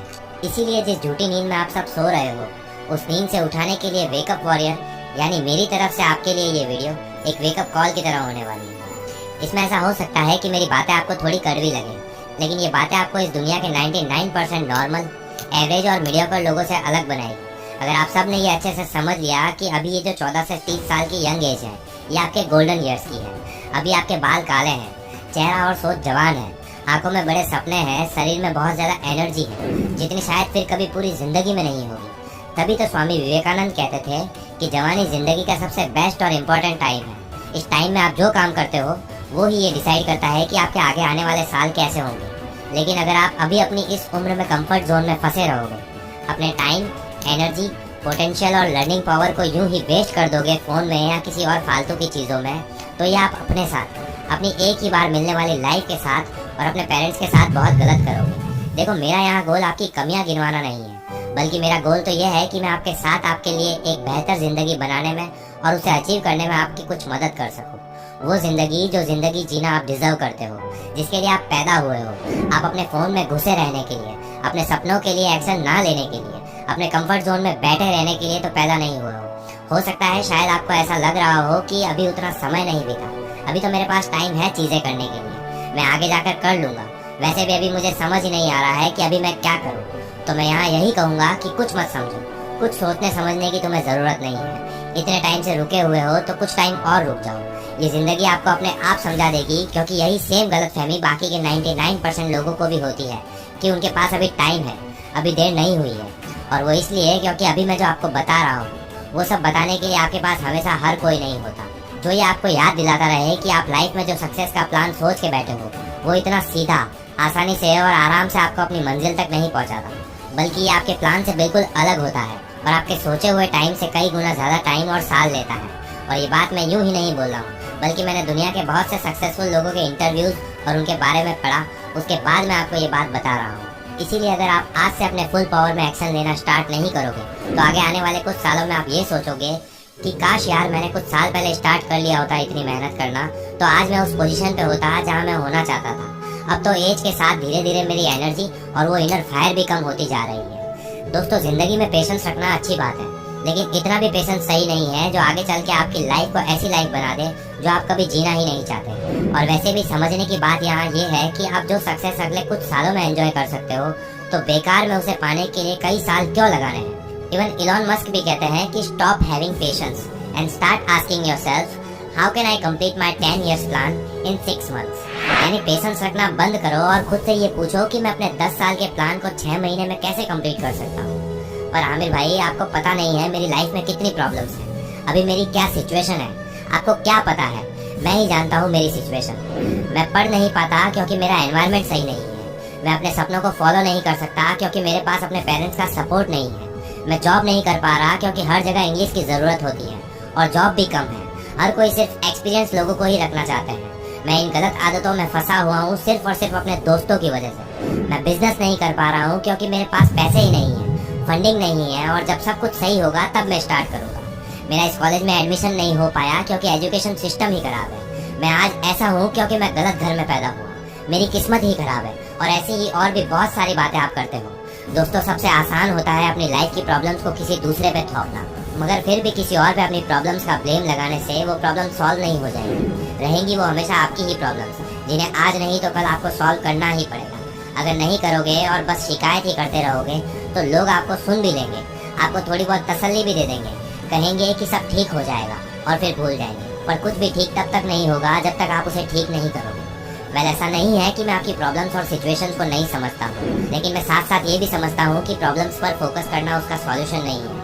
ये जो बाहर दुनिया है ना दोस्त, ये कुछ नहीं सुनेगी। इनके आगे अगर खड़े रहना है डटकर तो अपनी प्रॉब्लम्स के सॉल्यूशन तो तुम्हें ही निकालने होंगे। अब प्रॉब्लम्स हर किसी को ही है, इस दुनिया में कोई ऐसा इंसान नहीं है जिसके साथ सब कुछ सही चल रहा है। आपके सामने दो रास्ते हैं, या तो प्रॉब्लम सॉल्व करो या फिर अपने हालातों को ऐसे ही आगे आने वाले सालों में भी कोसते रहना। आप इन प्रॉब्लम्स को खत्म करने के लिए अभी जो एफर्ट्स लगा रहे हो उससे थोड़ा ज़्यादा एफर्ट्स लगा लो इन्हीं प्रॉब्लम्स और सिचुएशन से जल्द बाहर निकलने के लिए, क्योंकि जितने रिस्क आप अभी इस उम्र में ले सकते हो उतने रिस्क आप शादी होने के बाद, बच्चे होने के बाद, या जब आपकी रेस्पॉन्सिबिलिटी बढ़ जाएगी, उम्र हो जाएगी, तब आप नहीं ले पाओ। इस टाइम में आप अपने सपनों के लिए और अपनी लाइफ के पर्पस के लिए कोई रिस्क ना लेके आप अभी अपने कंफर्ट जोन में रह के अपनी लाइफ का सबसे बड़ा रिस्क ले रहे हो। अब यहाँ रिस्क लेने से ये मतलब नहीं है कि आप सिर्फ रिस्क लेने के लिए कुछ भी रिस्क ले लो, बल्कि आपको सोच समझ के अपने सपनों के लिए कैलकुलेटेड रिस्क लेने हैं, क्योंकि हर एक रिस्क आपसे अपना टाइम और एनर्जी मांगता है, जिनकी आपके पास अभी कोई कमी नहीं है। आप बस अभी उन्हें गलत जगह इन्वेस्ट कर रहे हो, ये गलती है। लेकिन ऐसा क्यों है? क्या आप भी बाकियों की तरह डरते हो कि कहीं आप फेल ना हो जाओ, कहीं ये रिस्क उल्टा ना पड़ जाए, कहीं इसी में आपका टाइम और एनर्जी बर्बाद ना हो जाए? गलत। आपका डर ये नहीं है कि आपका टाइम और एनर्जी बर्बाद हो जाएगी, वो तो वैसे भी रोज हो ही रही है। सच तो ये है कि अधिकतर लोग इस बात से ज्यादा डरते हैं कि अगर वो फेल हो गए तो बाकी के लोग क्या कहेंगे। आपके पेरेंट्स आपको रोकेंगे, आपके दोस्त आपका मजाक उड़ाएंगे, कोई आपका सपोर्ट नहीं करेगा। दोस्तों, अगर आप इन लोगों की सोच के चक्कर में फंसे रह गए तो जिंदगी के दलदल में फंसते ही जाओगे, और जब एक बार उम्र निकल जाएगी तब आप चाह कर भी इस दलदल से बाहर नहीं निकल पाओगे। आपको 3 इडियट्स मूवी का वो सीन तो याद ही होगा जब फरहान बोलता है, अब्बा नहीं मानेंगे। याद है इसका जवाब देते हुए रेंचो क्या कहता है? आज डर मत फरहान, नहीं तो 50 साल बाद जब तू बूढ़ा होकर ऐसे ही किसी अस्पताल में पड़ा होगा और मरने का इंतजार कर रहा होगा, तब सोचेगा कि लेटर हाथ में था, टैक्सी गेट पर थी, बस जरा सी हिम्मत कर लेता ना तो साली जिंदगी कुछ और हो सकती थी। दोस्तों, रिस्क ईंटों की तरह होता है, जिनका इस्तेमाल करके आप अपने और अपने सपनों के बीच एक दीवार खड़ी कर सकते हो, या फिर इन्हीं ईंटों का यूज करके आप अपने लिए एक ब्रिज बना सकते हो, जिस पर चल के आप अपने सपनों तक पहुंच सकते हो। इसीलिए भूल जाओ सबको और अपने ऊपर ध्यान दो। ये टाइम है अपने आप को एक्सप्लोर करने का, अपने सपनों को चेज करने का, उस काम को करने का जो दिल से करना चाहते हो, जिसके लिए आप बने हो। इसके लिए आपको मोटिवेशन की जरूरत नहीं है, मगर फिर भी प्रेजेंट में आप उस पर एक दिन का लेबल लगा रहे हो कि एक दिन मैं ये काम करूंगा, एक दिन मैं वो काम करूंगा। आप जितना इसे टालते रहोगे, ये उतने ही दिन आपसे दूर होता जाएगा।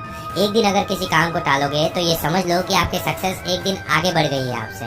अब ऐसे ही आप खुद सोचो कि आप कितना किसी काम को टालते हो, कितना अपना वक्त बर्बाद करते हो, और जब कैलकुलेट करने पर तुम्हारे सामने तुम्हारा वेस्ट किया हुआ टाइम आएगा, उस टाइम से ये पता कर लेना कि तुम्हारी सक्सेस तुम्हें जिस टाइम में मिलनी चाहिए थी उससे अब तक कितनी आगे बढ़ चुकी है। तो दोस्तों, मेरे कहने का मतलब यहाँ ये है कि जो भी करना है उसे अभी करो, काम को टालो मत और अपने इस कीमती वक्त को बर्बाद मत होने दो। चलिए, अब तक के लिए सिर्फ इतना ही। मिलता हूँ अगली ऐसी ही एक और आई ओपनिंग वीडियो के साथ। तब तक के लिए अपना ख्याल रखो, मेहनत करो और हमेशा आगे बढ़ते रहो।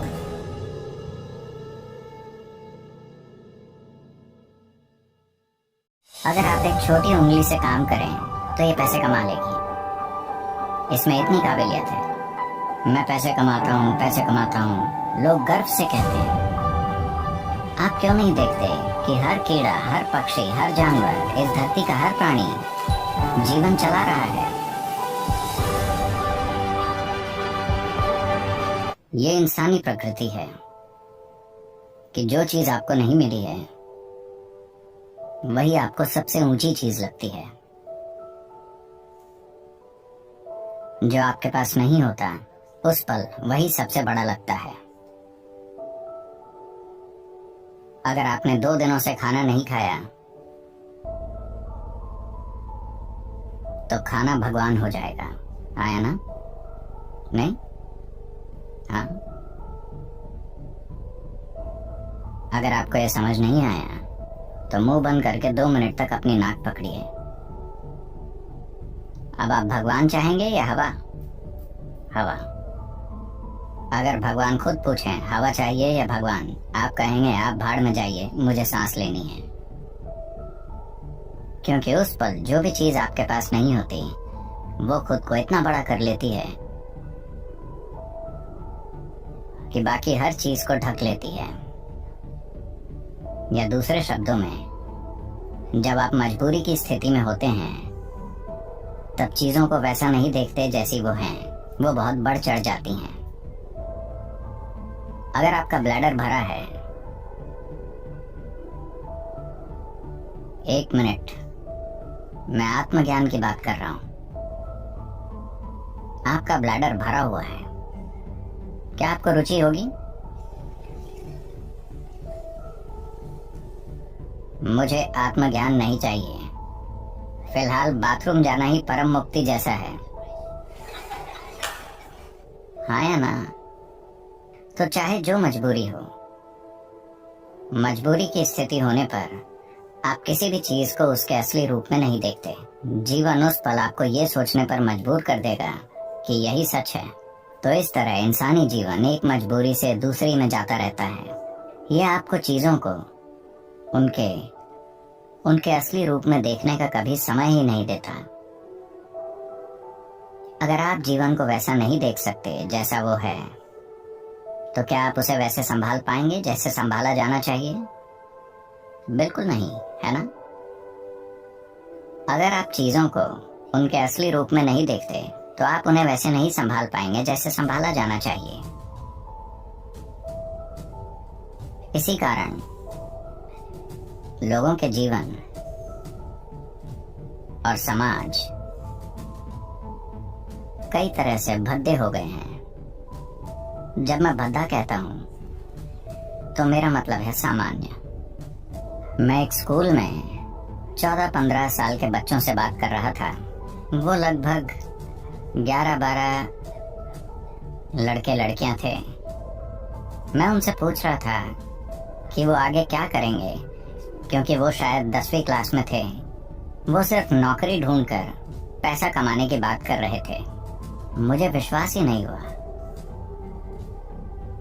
क्योंकि जीवन भर मैंने कभी पैसे कमाने की नहीं सोची। मेरे पिता अपना सिर पीटते थे, इस लड़के के दिल में डर ही नहीं है, इसका क्या होगा, इसका क्या होगा। मैंने कहा, डर नहीं होना समस्या है? मुझे लगा डरना समस्या है। मैंने कभी नहीं सोचा कि डर ना होना समस्या है। तो परमात्मा का हुक्म था कि मैं एक डॉक्टर बनूं, क्योंकि मेरे पिता डॉक्टर थे। 10 साल की उम्र में मैंने उनसे कहा, नहीं, ये तो मैं बिल्कुल नहीं बनूंगा, मैं डॉक्टर नहीं बनूंगा। पर रोज कोई ना कोई मुझसे कहता, तुम्हें सिर्फ एक डॉक्टर ही बनना चाहिए। आप भारतीय परिवारों को जानते हैं, डॉक्टर बनना ही पड़ता है। आजकल सॉफ्टवेयर सीखना पड़ता है। मैं 8 दिन शिकागो में था। 2 दिन पहले ही मैं भारत आया। तो 8 दिन पहले मैं शिकागो में था, और वहां एक भारतीय व्यक्ति से मैंने पूछा, आप क्या करते हैं? और क्या सदगुरु, यानी वो एक सॉफ्टवेयर इंजीनियर है। कुछ समय पहले कोई कहता और क्या, तो वो एक डॉक्टर होता। अब कोई कहे और क्या, तो वो एक सॉफ्टवेयर इंजीनियर है। वो डॉक्टर इसलिए नहीं बने कि उन्हें शरीर विज्ञान में रुचि थी। वो सॉफ्टवेयर इंजीनियर इसलिए नहीं बने कि उन्हें इलेक्ट्रॉनिक्स में रुचि है, बस पैसा कमाने के लिए। क्या ये जरूरी नहीं है? मैं ये नहीं कह रहा, मैं बस ये कह रहा हूं कि एक चींटी जिसका दिमाग आपसे 10 लाख गुना छोटा है, वो भी जीवन चला लेती है। आपका दिमाग इतना बड़ा है, आपको क्या समस्या है?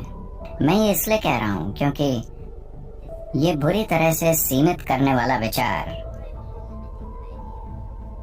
युवाओं पर थोपा जा रहा है कि आपको पैसे कमाने होंगे, कि यही सबसे बड़ी चीज है। इतना बड़ा दिमाग होते हुए पैसा कमाना क्या वाकई कोई समस्या है? मैं जानता हूं कि सभी को यही मानने के लिए तैयार किया गया है, पर ऐसा नहीं है। मैं बता रहा हूं, ऐसा नहीं है।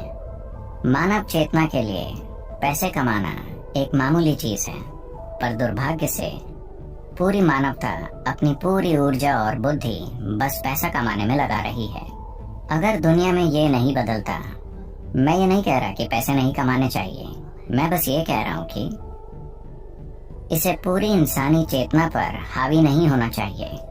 अगर आप एक छोटी उंगली से काम करें तो ये पैसे कमा लेगी। इसमें इतनी काबिलियत है। पूरी इंसानी प्रतिभा मुरझाकर मर गई है, सिर्फ इसलिए कि सभी सोच रहे हैं पैसे कैसे कमाएं, पैसे कैसे कमाएं। जब वो पैसा कमाने लगते हैं तो वो बैठे बैठे मोटे हो जाते हैं। आपको सोचना चाहिए, मैं इस जीवन के साथ क्या कर सकता हूँ, है ना? आपको सोचना चाहिए, इस जीवन के साथ सबसे बड़ी चीज मैं क्या कर सकता हूँ, क्योंकि एक दिन आप मर जाएंगे। क्या आप जानते हैं? क्या आपको पता है आप मर जाएंगे? तो मरने से पहले इस जीवन को परम संभावना तक पहुंचना चाहिए, है ना? मैं पैसे कमाता हूँ, पैसे कमाता हूँ, लोग गर्व से कहते हैं। आप क्यों नहीं देखते कि हर कीड़ा, हर पक्षी, हर जानवर, इस धरती का हर प्राणी जीवन चला रहा है। इतना गर्व कि मैं अपना जीवन चलाता हूँ, इसमें इतना गर्व करने की क्या बात है? सभी अपना जीवन चला रहे हैं, है ना? सिर्फ इंसान ही इसे मुद्दा बना रहे हैं, बहुत बड़ा मुद्दा। जब मैं ये देखता हूँ कि इंसानी बुद्धि जीवन चलाते चलाते कैसे कुर्बान हो गई है, तो विश्वास नहीं होता।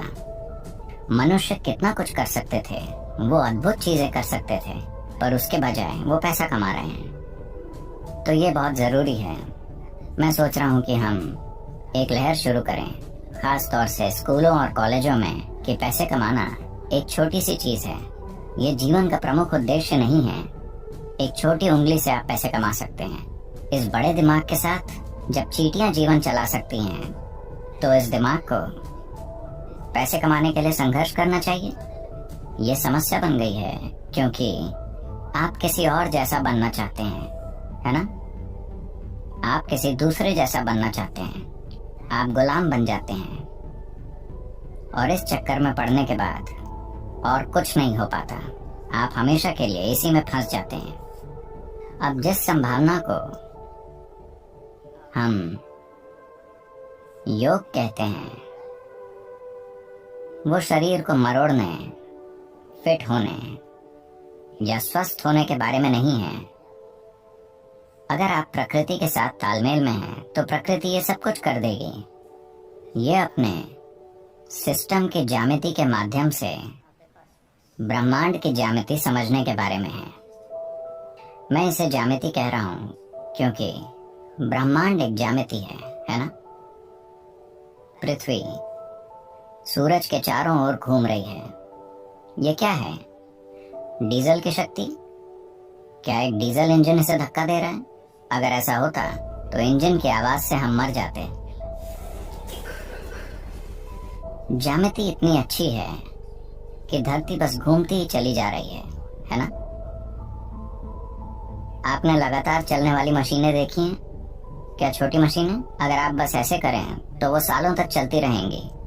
तो ये बस यही है, ज्यामिति की सटीकता इसे लगातार चलाती रहती है। पूरे ब्रह्मांड में ज्यामिति सटीकता है, तभी ये अपनी जगह पर टिका है, वरना नहीं टिकता। अगर आप अपने शरीर को एक खास तरह से संभालना सीखें, अगर आपके शरीर की ज्यामिति बाकी सृष्टि की ज्यामिति के साथ तालमेल में है, तो अचानक एक तालमेल होगा जिसके द्वारा आप पूरा ब्रह्मांड इसमें उतार पाएंगे। ये कोई छोटी चीज नहीं है। अगर आप बस ऐसे जिए तो आप हड्डी और मांस का एक टुकड़ा हैं। अगर आप इसे सही कर लें तो अचानक ये कुछ और बन जाता है। शायद अब लोगों को ये अनुभव नहीं होता क्योंकि आपके पास टाटा स्काई, डिश नेट वगैरह है। पर मान लीजिए 80 का दशक है और आपके घर के टीवी में दूरदर्शन चल रहा है। आप अपना पसंदीदा क्रिकेट मैच देख रहे हैं। अचानक आपका टीवी बूप बूप करने लगा। तब आप छत पर जाते और वहां एक एल्युमिनियम एंटीना होता था। ऐसा किया, कुछ नहीं आया। वैसा करो, कुछ नहीं आया। पर उसे सही जगह पर घुमाने पर दुनिया आपके कमरे में उतर आती। ये भी ऐसा ही है। अगर आप इसे सही रखना सीख गए तो पूरा ब्रह्मांड आप में उतर आएगा। तो खुद की इंजीनियरिंग का मतलब बेहतर रूप से सांस लेना, ज्यादा स्वस्थ होना नहीं है। नहीं, ये मनुष्य होने की पूरी क्षमता को जानने के बारे में है। डॉक्टर जोसेफ मर्फी ने the power of your subconscious mind में बताया है क्यों कोई इंसान बहुत बड़ा बन जाता है और कोई है जो अपनी किस्मत कोसता रहता है। सबको 24 घंटे मिले हैं, कोई 100 करोड़ कमा लेता है, कोई 1 लाख भी कमा नहीं पाता है। क्या वजह है? Subconscious mind. इसके अंदर क्या है? आदतें। और आदतें इंसान को बनाती है। सबकॉन्शियस माइंड इतना ताकतवर है, आप सोच भी नहीं सकते। इसीलिए मुश्किल होता है आदतें बदलना। ये हैबिट का इंजन है। सारी आदतें इसी में स्टोर होती है। 90% आप जो भी करते हो पूरे दिन में इस सबकॉन्शियस माइंड की वजह से करते हो। इस दिमाग में इतनी ताकत है कि जो इसमें डाला हुआ है वो आपसे करवा के ही मांगता है, कोई भी आदत हो। सोचो ये आपके लक्ष्य पाने में लग जाए तो जिसके लिए क्या करना है? बस इस दिमाग को बताना है कि भाई यहाँ एनर्जी लगा, ये 90% यहाँ जाना चाहिए। विज्ञान कहती है रात को सोते हो 5 मिनट जो होते हैं लास्ट, तब आपका सबकॉन्शियस माइंड 95% एक्टिव होता है, डे में 75 होता है। इसलिए रात को सोने से पहले लिस्ट बनाओ, कल कहाँ धोना है, आपको क्या करना है, उसको विजुअलाइज करो। हो सके तो उसको वॉइस में रिकॉर्ड करके उसको सुनो तब तक जब तक आपको नींद ना जाए। फिर कल आप उठोगे तो आपके दिमाग में सिर्फ वही घूमेगा और उसके करने का रास्ता आपका दिमाग बना लेगा। एक और कारण है, हमारी डिसीजन लेने की एनर्जी लिमिटेड होती है, इसलिए एनर्जी के साथ उठो तो एनर्जी सिर्फ काम में लगनी चाहिए, ना कि उसके बारे में सोचने में, ना कि मैनेज करने में, चिंता करने में, प्लान करने में। जंग के लिए तैयारी आपको पहले करनी है, रात को करनी है। जेफ बेजोस सुबह उठकर सोचने में एनर्जी नहीं लगाते हैं कि आज मुझे पूरा दिन क्या करना है, बल्कि वो आराम से कॉफी बनाते हैं, न्यूज पढ़ते हैं, बच्चों के साथ खेलते हैं, ब्रेकफास्ट बनाते हैं। इसीलिए इंपॉर्टेंट कामों के लिए उनकी डिसीजन लेने की एनर्जी बची रहती है। आपको क्या करना है, ये रात को सबकॉन्शियस माइंड में बैठा दो, ये अपने आप करवाएगा आपसे। ये है रूल नंबर 1। चलो आगे आ जाओ। आज हम बदलते हैं अपनी हैबिट्स। सुबह का वक्त ऐसा होता है कि कोई भी काम आप 100% एफिशिएंसी के साथ कर सकते हो। जीवन में अगर टॉप पे जाना है तो काम एक्स्ट्रा ऑर्डिनरी होना चाहिए, और एक्स्ट्रा ऑर्डिनरी काम तब हो पाता है जब आप 100% एफिशिएंसी के साथ करते हो। और वो कब होता है? सुबह होता है। मैं आपको कोई 4-5 बजे उठने का नहीं कह रहा हूँ, आप 7 बजे उठ सकते हो। 7 बजे से 8-9 बजे तक आपको ये चीजें करनी है जो अभी बोल रहा हूँ, चमत्कार हो जाएगा आपके जीवन में। द मिरेकल मॉर्निंग बुक में हेल एल्ट्रोर बताते हैं कि उन्होंने अपनी ऑलमोस्ट खत्म हो चुकी जिंदगी को उन्होंने पूरी वापस ला ली, सिर्फ ये चीजें करके। ये है हेल एल्ट्रोर की फोटो 1999 की, एक्सीडेंट के वक्त की। डॉक्टर ने तो कह दिया कि अब ये नहीं रहा। 6 मिनट के बाद में दिल धड़कने लगा। 6 दिन कोमा में रहकर उठे और वापस ऐसे आए, ऐसा कमबैक करा कि वो कीनोट स्पीकर बन गए, बेस्ट सेलिंग ऑथर बन गए, अल्ट्रा मैराथन रनर बन गए। कैसे बने? 6 हैबिट से। मॉर्निंग में उन्होंने ये 6 चीजें करी है हर रोज, जो कि है पहला, साइलेंस रहो। सुबह उठो, चिंता मत करो, बहुत कम है, टाइम कम है, ये नहीं करना है। दूसरी, अफर्मेशंस, खुद से पॉजिटिवली बात करो, खुद को ग्रेट मानो, सक्सेसफुल मानो, सोचो जो आप कर रहे हो वो सही है। तीसरा, विजुअलाइजेशन, आप अपने आप को कहाँ देखते हो इमेजिन करो, अपने आप को एक्टर मानते हुए एक फिल्म इमेजिन करो कि आप बन रहे हो कुछ। चौथा, एक्सरसाइज। 5वां, रीडिंग। छठा, जर्नलिंग, अपने विचारों को लिखो। क्या आपने कभी ऐसा देखा है लाइफ में, कभी 1 घंटे ऐसे काम कर लेते हैं तो 7 दिन भी नहीं कर पाते, बस वो 1 घंटा वापस आता नहीं है कभी। वैसा ही फोकस, वैसा ही फील आता नहीं है, वैसा ध्यान वापस लगता नहीं है। सोचो ऐसे 3 घंटे अगर आप अपनी मर्जी से जब चाहो तब किसी भी काम पर लगा सकते हो, जब तक चाहो तब तक, और वो हो पाएगा जब आप ये 6 चीजें कर दोगे जो स्क्रिप्ट पे लिखी हुई है। सुबह 7 बजे उठ के 7 बजे उठ के जो 2 घंटे दोगे, आप दे ही नहीं रहे हो, आपको मिल रहा है। आपको हर एक घंटा ऐसा मिल रहा है जो 10 घंटे के बराबर है। आपको वक्त मिल रहा है। ये हुआ सुबह क्या करते हैं, लेकिन उसके लिए आपको उठना होगा। उठने के लिए बहुत आसान चीजें हैं, मैं उसके ऊपर जोर दूंगा नहीं, बस थोड़ी सी विल पावर चाहिए। वक्त पर सोना है, अलार्म को दूर रखनी है, रात को सोने से पहले बहुत ज्यादा पानी पी लो ताकि अलार्म बजे तो आपको टॉयलेट आ जाए, आप उठ ही जाओगे। और अगर मान लो लेट सो गए हो तो भी उठ ही जाओ। 2 बजे सोए हो कोई बात नहीं, उठ जाओ, फिर भी कल सो लेंगे, क्योंकि तभी दिमाग में आता है कि 8 घंटे जरूरी है। एक बार अधूरी नींद में उठना होगा शेड्यूल में आने के लिए। या फिर जोर से बजने वाली अलार्म को अलमारी में रख दो, उसको लॉक कर दो और चाबी दूसरे रूम में रख दो। अलार्म बजेगी, आपको उठने पड़ेगा। इसके लिए काफी ऐप्स है, वैसे आप अलार्म यूज कर सकते हो, इसमें काफी ऑप्शंस है। मैथ्स की इक्वेशन सॉल्व करोगे तो अलार्म बंद होगी, आप फोन को शेक करोगे तो ही बंद होगी, 10-15 लाइंस आप मोटिवेशनल लिखोगे तो ही बंद होगी, आप वॉक करोगे तो ही बंद होगी, QR कोड स्कैन करोगे या फिर फोटो किसी की लोगे तो ही बंद होगी। इस तरह के कई चीजें। एटॉमिक हैबिट्स बुक के ऑथर जेम्स क्लियर हैबिट्स के ऊपर बेस्ट एवर बुक है ये कहते हैं कि खुद को ऐसा फंसा दो कि आपको करना ही पड़ेगा, जिसको खुद को फंसाना बोलते हैं। सुबह सुबह बस 5 मिनट आपको खुद को फंसाना है। एक और फनी तरीका आप ट्राई कर सकते हो, रात को सोने से पहले आप अपने तकिए को बोल दो कि मुझे इतने बजे उठना है। ये कुछ लोगों को बेतुकी बात लगेगी, लेकिन आप अपने सबकॉन्शियस माइंड को ये संकेत देती हो कि इतने बजे नींद खुल जानी चाहिए, तो आपका दिमाग तैयार होता है। एक रिसर्च के मुताबिक यूनिवर्सिटी ऑफ लुबेक ने 15 वॉलंटियर्स को रात को बेड पर सोने को कहा। 15 में से कुछ को कहा कि आपको 9 बजे उठाएंगे, सो जाओ, और कुछ को कहा कि आपको 6 बजे उठाएंगे। लेकिन दूसरे दिन सबको 6 बजे उठा दिया, उनको भी जिनको 9 बजे बोला गया था। उसके बाद में जब उनकी दिमाग की हलचल देखी गई तो ये मिला कि जिनको 6 बजे का बोला गया था कि आपको उठाया जाएगा, उनके दिमाग में 4 बजे ही हाई लेवल की स्पाइक स्टार्ट हो गई थी, मतलब दिमाग तैयार हो गया था उठने के लिए। और जिनको 9 बजे उठाया गया था उनके दिमाग में ये स्पाइक नहीं आई, उल्टा वो चिड़चिड़े हो गए थे क्योंकि उनके लिए सडन था। हमारे अंदर एक बायोलॉजिकल घड़ी होती है, उसको बता दो, यानी कि पिलो को बोल दो कि इतने बजे उठना है। एक और बड़ा ही अमेजिंग है कि आप अपनी प्राइवेट बात को फेसबुक, इंस्टाग्राम पर शेड्यूल कर सकते हो सुबह के लिए। काफी ऐप्स है जिनसे आप पोस्ट को शेड्यूल कर सकते हो। सुबह के लिए शेड्यूल कर दो प्राइवेट बात को, आप उठ ही जाओगे क्योंकि वो डिलीट करनी है, वरना सबको पता लग जाएगा। या फिर सोनू शर्मा ने अपनी स्पीच में कहा है कि अगर आप ना उठ पाओ तो अपने आप से वादा करो कि अगर मैं इस बारी नहीं उठा तो मैं 500 की नोट फाड़ूंगा। 90% से भी ज्यादा लोग नोट नहीं फाड़ेंगे, उठ जाएंगे। और ये जो अमीर लोग है 10%, ये भी दूसरी नोट नहीं फाड़ेंगे, उठ जाएंगे। अंत में एक और लाइन, कोई भी आदत हो यार, अगर आप वो करते रहोगे जो आसान लगता है तो जिंदगी मुश्किल लगेगी, और अगर आप वो करोगे जो मुश्किल लगता है तो आपको जिंदगी आसान लगेगी। अब केवल सुबह उठना ही जरूरी नहीं है, बल्कि नींद भी सही से लेनी है। बेटर स्लीप से 42% चांसेस कम हो जाते हैं हार्ट फेलियर के उस इंसान के कंपैरिजन में जो 7-8 घंटे से कम सोता है। और अटैक कितने आ रहे हैं इसकी तो न्यूज आप पढ़ते होंगे। अगर आपको रात को ढंग से सोना है, क्योंकि तभी आप एनर्जी से उठ पाओगे, तो बेटर स्लीप के लिए उसके लिए आप कुकू FM पर ऑडियो बुक सुन सकते हो, हाउ टू स्लीप बेटर, जिसमें 12 एपिसोड्स है। अब कुकू FM पर काफी सारी ऑडियो बुक्स है।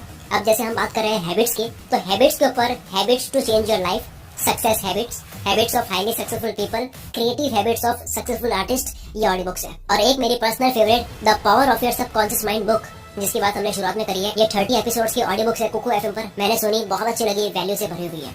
इसी तरह की 10,000 ऑडियो बुक्स है कुकू एफएम पर। हम मोबाइल पर फालतू कंटेंट कंज्यूम कर दिमाग की वॉट लगाते हैं और स्क्रीन देखकर आंखों की वॉट लगाते हैं। इसकी जगह ऑडियो फॉर्मेट में बिना डिस्प्ले देखे आप कंटेंट कंज्यूम कर सकते हो, जो आपकी लाइफ बदलेंगे।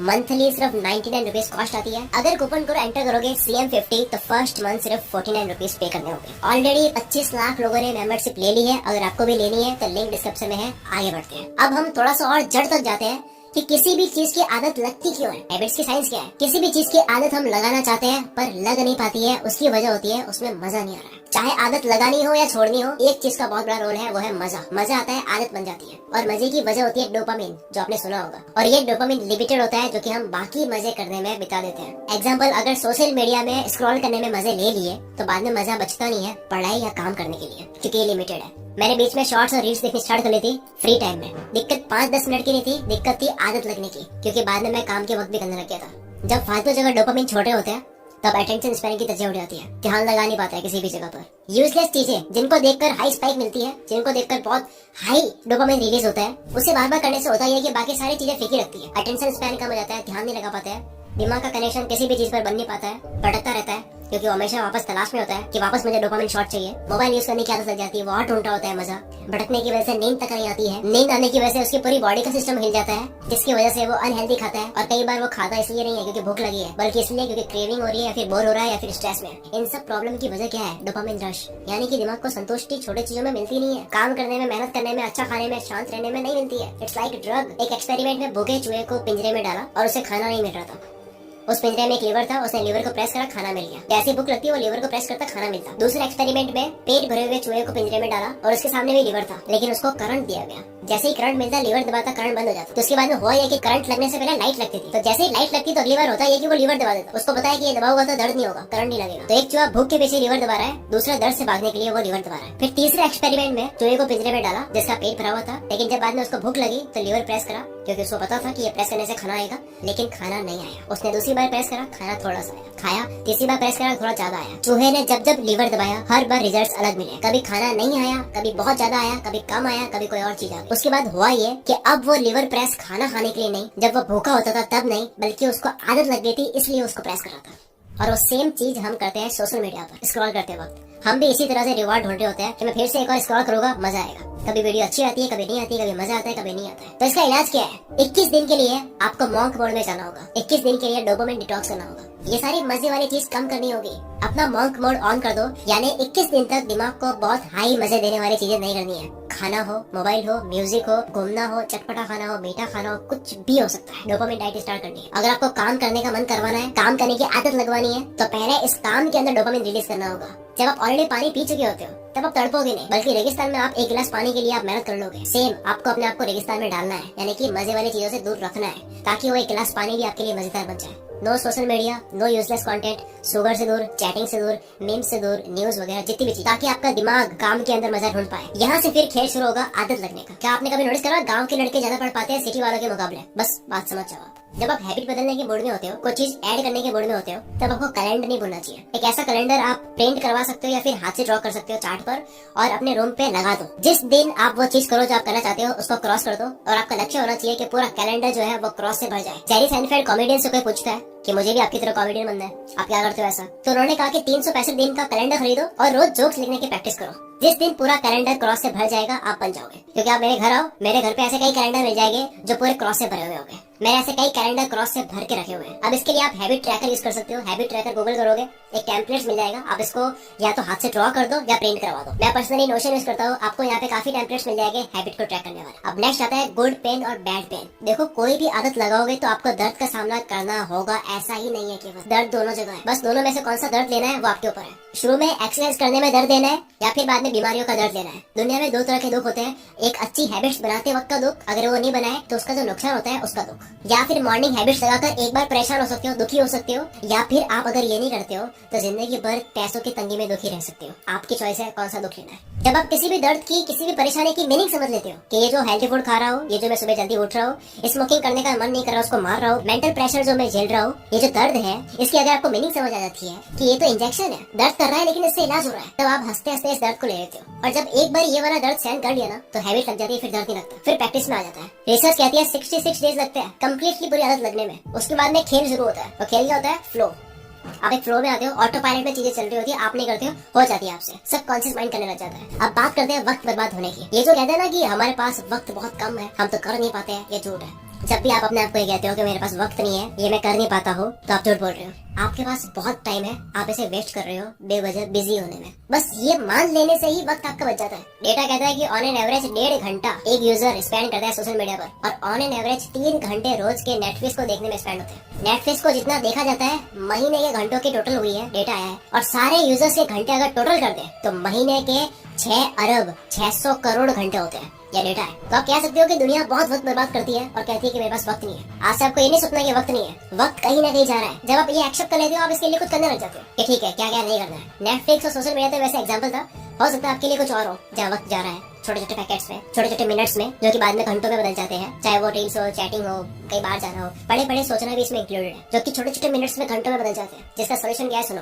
सबसे बड़ा सोल्यूशन टाइम ब्लॉकिंग। कोई भी काम करना हो या स्टडी करनी हो, एक टाइम ब्लॉक कर दो कि ये इस टाइम में ही होना है, चाहे कुछ भी हो जाए। सिर्फ 5 मिनट लगते हैं ये सोचने में कि कौन सा टाइम किस टाइम ब्लॉक में होना चाहिए, लेकिन इससे पूरे दिन की क्लैरिटी आ जाती है। टाइम ब्लॉक आपने कर दिया क्योंकि टाइम फिक्स हो गया है। कई बार बस 5 मिनट में स्टार्ट करता हूँ, ये करते हुए 50 मिनट निकाल देते हैं। इसलिए आपको एक टाइम सेट कर देना है। जैसे मैं करता हूँ, जब मैं सोचता हूँ कि मुझे 7 से 8 शूट करना है, तो वो ब्लॉक हो गया। कुछ भी कर लो, इस टाइम मुझे ये करना है तो करना है, तब ऑलमोस्ट चांसेस कम हो जाते हैं उसको टालने के। टाइम ब्लॉकिंग से आप कोई भी काम करोगे, टाइम वेस्ट नहीं करोगे। ये जो स्पेस होते हैं ना बीच में, ये हट जाते हैं और आपके पास में काफी वक्त बच जाएगा, क्योंकि आपको पता होगा कि कहाँ कौन सा टाइम दिया जा रहा है, आपके पास हिसाब होगा। दूसरा तरीका टाइम बचाने का मेल रॉबिन्स ने बताया 5 सेकंड रूल। ये कहता है कि कोई भी काम करने का दिमाग में आया 5 सेकंड में कर लो, गिनती गिन के 5 4 3 2 1 और स्टार्ट। क्योंकि अगर आप ये नहीं करोगे तो आपका दिमाग फिर से आपको बेवकूफ बना देगा, ना करने का रीजन दे देगा। तो जब भी मॉर्निंग में उठो तो सबसे पहले जो काम टफ लगता है उसको इस रूल के अकॉर्डिंग 5 4 3 2 1 स्टार्ट। इस तरह से एक काम कर लिया, विनर वाली फील आएगी। दूसरा काम करोगे, तीसरा करोगे, पूरा दिन जीत लोगे। तीसरा वक्त बचाने का तरीका है, फोकस वाली कोई भी हैबिट बनाने का बेस्ट तरीका है टाइमर सेट कर सकते हो। मैंने ऑलरेडी बात करी है पोमोडोरो की। फिर आता है पार्किंसंस लॉ,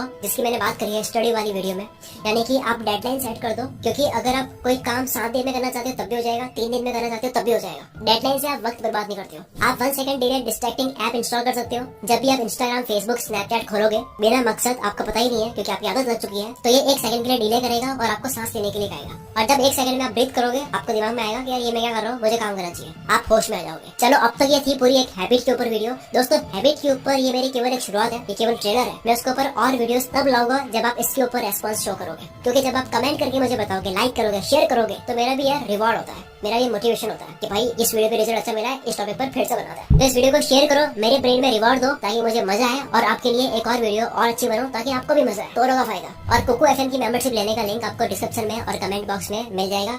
मिलते हैं हम अगली वीडियो में। Wish you all the very best. मैं शकील कुल मित्रा से आपके सपनों को सपोर्ट करता हूँ।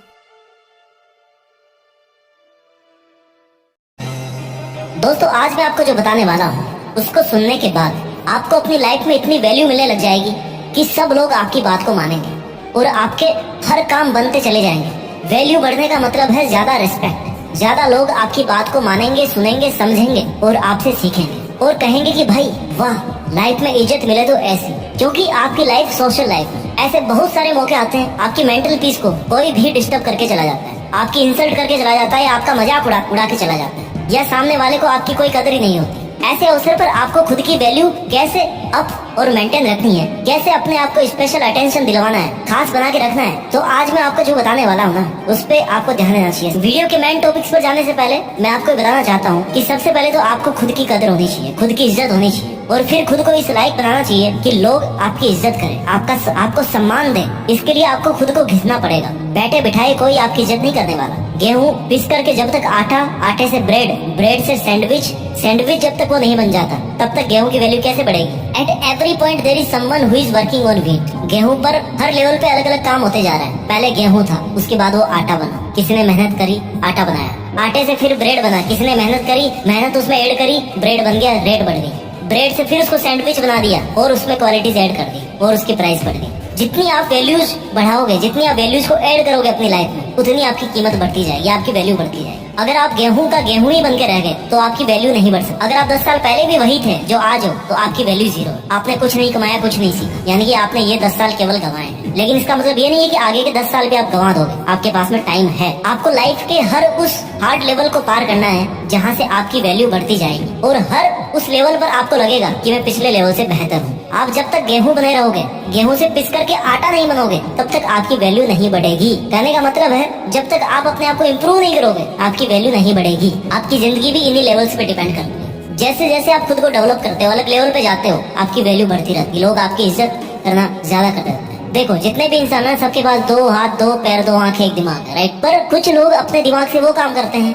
जो उनकी वैल्यू बढ़ा देते हैं। अगर आप कुछ भी नहीं कर रहे हैं, आपका कोई मोटिव ही नहीं है, तो आपकी वैल्यू नहीं बढ़ सकती। यह सिर्फ आप पर ही डिपेंड करता है कि आप अपने आप को कैसे डेवलप कर रहे हो। अब डेवलप कैसे करते हैं? कोई स्किल सीख करके। स्किल सीख लो, नहीं कम्युनिकेशन स्किल्स को इम्प्रूव कर लो, या आप अगर म्यूजिक के शौकीन हो, गाने के शौकीन हो, गानों को इम्प्रूव कर लो, सिंगिंग स्टाइल को इम्प्रूव कर लो। ठीक है, डेवलपमेंट बहुत जरूरी है। At every step of life we should try to make some development in our self, in our skills. अपनी खामियों पर काम करना पड़ेगा, तभी लोग आपकी वैल्यू करेंगे, आपके साथ अच्छे से पेश आएंगे। एक बात जरूर याद रखना कि रेस्पेक्ट, इज्जत मांगने से नहीं मिलती, उसे कमाना पड़ता है। आज के जमाने में तो ना इसकी सबसे ज्यादा जरूरत है। 8 तरीके बताने वाला हूँ मैं, जिन्हें आप अपनी जिंदगी में अप्लाई करके लोगों की और खुद की नजरों में खुद की वैल्यू बढ़ा सकते हो। Point number 1, improve your communication skills. आपने अक्सर देखा होगा कि आपके ऑफिस में आपके आसपास ऐसा कोई इंसान होता है जो बहुत ज्यादा बातें करता है, और उसकी बातें ज्यादातर वेस्ट ऑफ टाइम होती है। मतलब उन बातों का कोई खास मीनिंग नहीं निकलता, फिर भी वो बोलता रहता है। ऐसे इंसान पर लोग ज्यादा ध्यान नहीं देते, उनकी वैल्यू नहीं करते।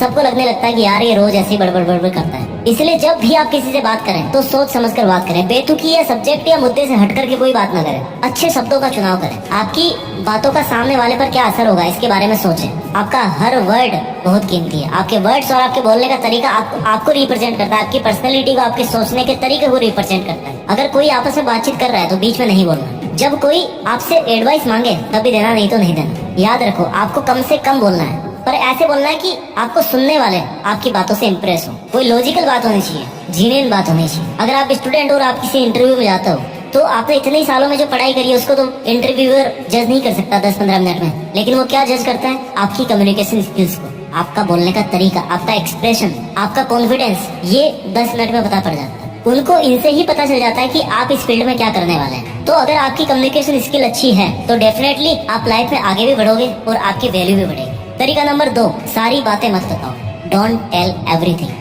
जब भी हम किसी से बात करते हैं और एक दूसरे के लाइफ के बारे में पूछते हैं तो हम एक्साइटमेंट में आकर के एक एक चीज डिटेल में बताने लगते हैं। यानी कहने का मतलब है कि हम अपने सारे सीक्रेट्स उसे बता देते हैं, फिर चाहे सामने वाला वो सब सुनने में इंटरेस्टेड हो या ना हो, हम अपनी सारी कहानी उसे बताते हैं। इससे सामने वाला आपसे जल्दी बोर हो जाता है। उसको लगता है कि यार आप अपनी ही चलाते हो, और ऐसे में उसकी नजर में आपकी वैल्यू डाउन हो जाती है। तो जब भी आप बात कर रहे हो वो सामने वाले इंसान के हिसाब से, उसके इंटरेस्ट के हिसाब से बात करो।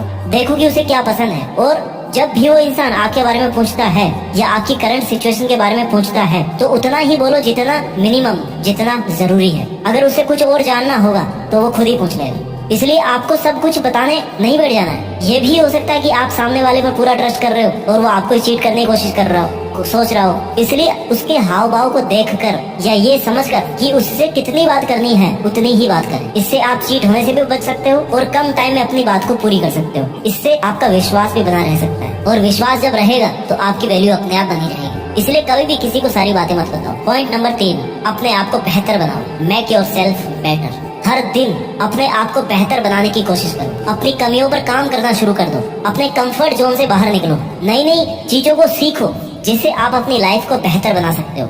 आपकी जिंदगी में डिफिकल्टीज और चैलेंजेस तो आएंगे, पर उन सब का आपको डट करके सामना करना है, तभी आप अपने आप को बेहतर बना पाओगे। कंफर्ट जोन में रहकर तो आप सिर्फ खुद का ही लॉस कर रहे हो। जब आप अपने आप को बेहतर बनाकर जिंदगी में एक मुकाम हासिल कर लोगे तो लोग अपने आप ही आपकी वैल्यू करेंगे। आपकी लाइफ के हर दिन का कोई भी सेकंड ऐसा नहीं जाना चाहिए जब आपने कुछ नया नहीं सीखा हो। जब आप कहीं से भी किसी से भी, चाहे वो बुक्स हो, क्लास हो, डिबेट हो, मूवीज हो, या लोगों से मिलना हो, किसी से बात कर रहे हो या कुछ भी देख रहे हो, तो आप हमेशा कुछ ना कुछ नया सीखने की कोशिश करो। अगर आप ये सब कर रहे हो और इनसे कुछ नहीं सीख रहे, मतलब आप अपना टाइम वेस्ट कर रहे हो। टाइम वेस्ट कर रहे हो मतलब आप अपनी ही वैल्यू खुद गिरा रहे हो। तो नया सीख कर उसको अपनी लाइफ में अप्लाई करके और फिर सेम चीज को किसी और को सिखाकर आप किसी के आइडल बन सकते हो, राइट। अपनी वैल्यूज और अपनी रेस्पेक्ट को बढ़ा सकते हो। पॉइंट नंबर 4, ज्यादा अवेलेबल मत रहो। Don't be too much available. किसी को टाइम देना, किसी की मदद करना अच्छी बात है, लेकिन किसी के लिए ज्यादा अवेलेबल मत रहना, क्योंकि आप बिना बोले हर टाइम हर किसी की बात सुनोगे और ज्यादा से ज्यादा अवेलेबल रहोगे तो ऐसा करने से आप खुद ही अपनी वैल्यू को डाउन कर दोगे और सब काम करने के बाद भी लोग आप पे ध्यान नहीं देंगे, उल्टा वो आपके पीठ पीछे आपका ही मजाक उड़ाएंगे। तो अपनी वैल्यू बनाए रखने के लिए आप बिजी रहो, खुद का पैशन फॉलो करो, लोगों के लिए थोड़ा कम अवेलेबल रहो। अब यहाँ मेरा ये भी मतलब नहीं है कि आपको किसी की हेल्प ही नहीं करनी, हेल्प तो आपको करनी है, पर आपका सब काम छोड़ करके नहीं। जब आप अपने काम से फ्री हो तब आपको दूसरों के लिए काम करना है। कहने का मतलब कि B valuable but not available. जब आपके पास बिल्कुल भी टाइम नहीं है या कोई आपको कुछ ऐसा काम बता रहा है जो आप नहीं करना चाहते, तो उस सिचुएशन में आप उस काम को करने से मना कर दें। तुरंत मना कर देने से उनकी उम्मीद भी नहीं टूटेगी, आप पर विश्वास बना रहेगा, उन्हें ये भी महसूस होगा कि आप अपने लिए कुछ कर रहे हैं। हमेशा हर किसी के लिए हाजिर मत रहो, किसी के लिए इतना भी हाजिर नहीं होना चाहिए कि लोग आपको फ्री समझने लगे। आपको खुद को ऐसा बना करके रखना है कि कोई आपको काम दे इसके पहले वो ये सोचे कि यार पता नहीं उसके पास टाइम होगा या नहीं होगा, वो खुद के काम में बिजी होगा। उसका इतना सोचना ये डिफाइन कर रहा है कि आप अपना टाइम सोच समझकर खर्च कर रहे हैं। इससे आपकी वैल्यूज इंक्रीज होगी। हेल्प करना, किसी का काम करना बुरी बात नहीं है, लेकिन खुद का काम छोड़कर दूसरों के लिए काम करना ये गलत है। एक लिमिट के बाद में तो गलत ही। जब कोई इमरजेंसी सिचुएशन आए और उस इंसान को सच में आपकी जरूरत हो, तब ऐसी सिचुएशन में आपको उसकी मदद करनी चाहिए। ऐसा करने से उसकी नजर में आपकी वैल्यू बढ़ेगी। स्मार्ट बने। कई बार जो लोग आपको ना ज्यादा वैल्यू नहीं देते, आपको कम समझने लगते हैं, वो लोग उनका कोई काम निकलवाने के लिए अचानक से आपसे अच्छे से बात करने लग जाएंगे। ऐसे में आपको सावधान होना है, बड़े प्यार से उनको मना कर देना है। अपनी वैल्यू अपने हाथ। तरीका नंबर 5, अपना एक स्टाइल मेंटेन करो। अब यहाँ मैं एक्स्ट्रा स्टाइल मारने की बात नहीं कर रहा, आप खुद का एक ऐसा स्टाइल मेंटेन करो जो नेचुरली भी लगे और लोगों को पसंद भी आए। मेरे कहने का मतलब है कि आप अपनी पर्सनैलिटी ऐसी बनाओ कि लोग आपको देखते ही आपसे इम्प्रेस हो जाए। अपनी पर्सनैलिटी को इम्प्रूव करने के लिए आप अपनी हर चीज, जैसे आपकी चाल ढाल, आपके बोलने का तरीका, फेस एक्सप्रेशंस, स्माइल, आपका ड्रेसिंग सेंस, इन सब चीजों में आपको इम्प्रूवमेंट लाना है। इससे लोग आपकी वैल्यू करेंगे और आपको पसंद भी करेंगे। आप कैसे दिखते हैं इस पर आपकी पर्सनैलिटी वैल्यू डिपेंड करती है। आपका सेंस ऑफ ह्यूमर पता चलता है। अगर आपने ये सब मेंटेन कर लिया तो लोग आपकी आज की तुलना में ज्यादा वैल्यू करेंगे, ज्यादा आपकी रिस्पेक्ट करेंगे। पॉइंट नंबर 6, किसी पर भी डिपेंड मत रहो, बिकम सेल्फ डिपेंडेंट। अपनी और अपने लाइफ दोनों की जिम्मेदारी आपको खुद को लेनी है। किसी से कोई खास उम्मीद मत रखना, क्योंकि जब आप दूसरों पर डिपेंड रहते हो तो दूसरों की नजरों में आपकी वैल्यू अपने आप कम हो जाती है, क्योंकि उसे लगता है कि उसके बिना आपका जीवन चल ही नहीं सकता। और कई बार तो ये बात आपकी सेल्फ रेस्पेक्ट पर भी आ जाती है। इसलिए किसी पर डिपेंड मत रहना। अगर आप किसी सिचुएशन में फंस गए हो तो आप किसी से हेल्प ले सकते हो, पर अगर वो आपकी मदद करने से मना कर दे तो उनके पीछे मत पड़ना, क्योंकि जब आप एकदम हताश और लाचार होकर किसी से मदद मांगते हो ना, और उस कंडीशन में भी वो इंसान आपकी मदद नहीं करता, तो फिर ऐसे इंसान को आप अपनी लाइफ में रखकर क्या करोगे। इसलिए किसी से कोई खास उम्मीद मत रखो। खुद पर जितना इन्वेस्ट करना चाहते हो ना, उतना कमाना सीखो। किसी से मांग कर कितने दिन निकाल दोगे भाई, एक ना एक दिन आपको वो ही कह ही देगा कि अब बस बहुत हो गया, तू तेरा देख, खुद का देख। उम्मीद करता हूँ कि ऐसा दिन आपकी लाइफ में कभी ना आए। सेल्फ डिपेंडेंट होना आज के टाइम में बहुत जरूरी है। आपको सेल्फ डिपेंडेंट होना चाहिए, इससे किसी के सामने झुकना नहीं पड़ेगा आपको, बल्कि लोग आपकी इज्जत करेंगे। तरीका नंबर 7, खुद की वैल्यू बढ़ाने का। आपकी लाइफ और करियर आपकी फर्स्ट प्रायोरिटी होनी चाहिए। अगर आप किसी ऐसे रिलेशनशिप में हो जहाँ सामने वाला आपकी बिल्कुल भी वैल्यू नहीं करता, हमेशा आपको नीचा दिखाता है, बार बार आपको हर्ट करता है, और आप उस पर्सन के लिए रो रहे हो, गिड़गिड़ा रहे हो, बार बार माफी मांग रहे हो, और फिर भी उसके कुछ फर्क नहीं पड़ रहा, तो ऐसी सिचुएशन में आपको उनके पीछे लगकर अपनी सेल्फ रेस्पेक्ट डाउन नहीं करनी। ऐसे लोगों को अपनी लाइफ से बिल्कुल हटा दीजिए। ऐसे लोगों को जल्दी से जल्दी हटा दीजिए जिसे आपके होने या ना होने का कोई फर्क ही ना रहे। फिर उसके साथ रहकर आप क्या कर लोगे। ऐसी सिचुएशन में आपको अपनी लाइफ और अपने करियर, इन पर ज्यादा से ज्यादा फोकस करना है, क्योंकि आप अपने करियर में जो करना चाहते हो वो आप खुद कर सकते हो। उसमें किसी की भी जरूरत नहीं है, आप अकेले काफी हो। और आपकी लाइफ, आपका करियर, ये दोनों आपकी फर्स्ट प्रायोरिटी होनी चाहिए। ये अच्छे होंगे तो बाकी सब अच्छा होगा। तो ऐसे लोगों की जी हुजूरी करना बंद कीजिए जिन्हें आपकी वैल्यू ही नहीं पता हो। अपनी सेल्फ रेस्पेक्ट को गिराकर कोई रिश्ता नहीं बना रह सकता। Have self respect in yourself. आपको खुद अपनी रेस्पेक्ट करनी चाहिए, और जितनी आप वैल्यूज रिस्पेक्ट डिजर्व करते हैं उससे कम किसी भी सिचुएशन में कॉम्प्रोमाइज नहीं करना चाहिए। सेल्फ रेस्पेक्ट को अगर खत्म करके आप कोई रिलेशन बना रहे हो तो फिर वो किसी काम का नहीं है। 8वां पॉइंट, सेल्फ रेस्पेक्ट को मेंटेन करने का, सेल्फ वैल्यू बढ़ाने का। आप लाइफ में जितनी ज्यादा तरक्की करोगे, लोग आपकी उतनी ही ज्यादा वैल्यू करेंगे। इसलिए अपनी लाइफ में एक अच्छा गोल सेट करो, उसे अच्छे से प्लान करो, उस पर दिन रात मेहनत करो और अपने आप को उस सक्सेस के काबिल बनाओ। क्योंकि आपका सक्सेसफुल होना आपकी वैल्यूज को डिफाइन करता है। आप जो आज कर रहे हैं उसमें अगर सफल हो जाते हो तो आपका कॉन्फिडेंस, आपके स्किल्स सब इम्प्रूव हो जाएगी। फिर आप इस लायक बन जाओगे कि लोग आपसे आपकी राय जानने के लिए अपने आप आपकी वैल्यू करने लगे। अगर आप खुद सक्सेसफुल नहीं है किसी फील्ड में तो इसका मतलब है कि आप कुछ भी नहीं कर रहे हैं। तो कोई और आपकी कैसे वैल्यू करेगा, कोई और आपकी कैसे इज्जत करेगा। तो दोस्तों ये थे 8 वो पॉइंट्स जिनको आप ध्यान में रख करके अपनी वैल्यू बढ़ा सकते हो। मैं एक बार जल्दी से रिवाइज कर देता हूँ इनको कि अपनी कम्युनिकेशन स्किल्स को इम्प्रूव करो, कपड़े पहनने के तरीकों को समझो, लोगों के लिए हद से ज्यादा अवेलेबल मत रहो, वैल्यूएबल बनो, थोड़ा सा स्मार्ट बनो, अपनी लाइफ में सक्सेसफुल होके दिखाओ, सेल्फ डिपेंडेंट बनो। इसके अलावा दूसरों के साथ साथ खुद की भी वैल्यू करना सीखो, तभी लोग आपकी वैल्यू करेंगे। अपना ख्याल रखिए, आगे बढ़ते रहिए और मेहनत के दम पर देश में अपना ही नहीं बल्कि दुनिया में देश का नाम कीजिए। जय हिंद, वंदे मातरम।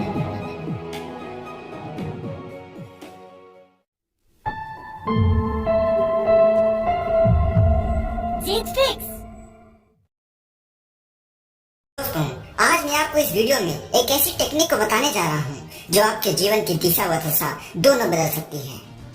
इस टेक्निक की मदद से आप अपने जीवन में वो सब कुछ प्राप्त कर सकते हैं जो आप पाना चाहते हैं। अब वो चाहे ढेर सारी दौलत हो, शोहरत हो या ढेर सारी खुशियाँ, आप सब कुछ प्राप्त कर सकते हैं। इस टेक्निक को करने के लिए आपको चाहिए सिर्फ रात में सोने से पहले का 5 मिनट, जब आप पूरी तरीके से थके होते हैं और सोने के लिए तैयारी कर रहे होते हैं। दोस्तों, यह वह समय होता है जब आप अपने सारे कामों, सारी परेशानियों और साथ ही साथ मोबाइल को भी बंद कर देते हैं और एक गहरी नींद में जाने के लिए तैयार हो जाते हैं।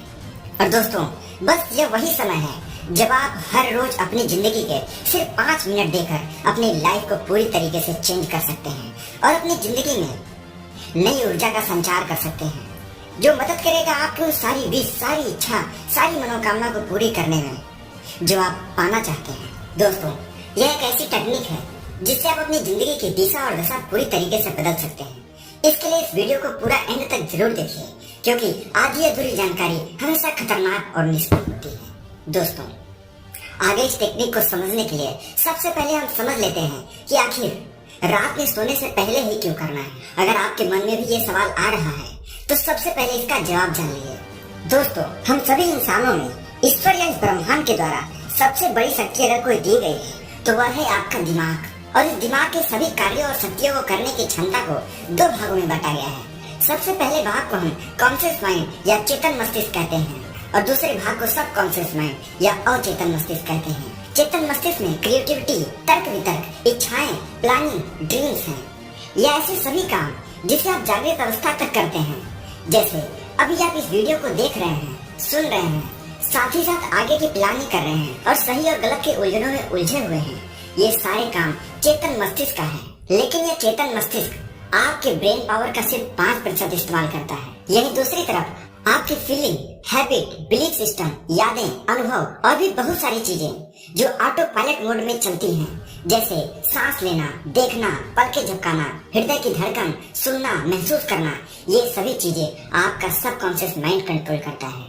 ये आपकी ब्रेन पावर का 95% इस्तेमाल करता है। दोस्तों, आपके अवचेतन मन की प्रोसेसिंग पावर लगभग 40 मिलियन बीट्स पर सेकेंड होता है, यानी कि कॉन्शियस माइंड से लाखों गुना ज्यादा। सब कॉन्शियस माइंड के पास इतनी क्षमता है कि इस ब्रह्मांड की अनंत संभावनाओं को बड़ी आसानी से सच कर सकता है। आसान शब्दों में समझने की कोशिश की जाए तो जब आप कोई बाइक या कार चला रहे होते हैं तो उस समय आपकी बॉडी के पूरे सिस्टम को आपका सबकॉन्शियस माइंड कंट्रोल कर रहा होता है और उसी एक ही समय में आप मल्टीपल काम कर रहे होते हैं एकदम परफेक्ट तरीके से।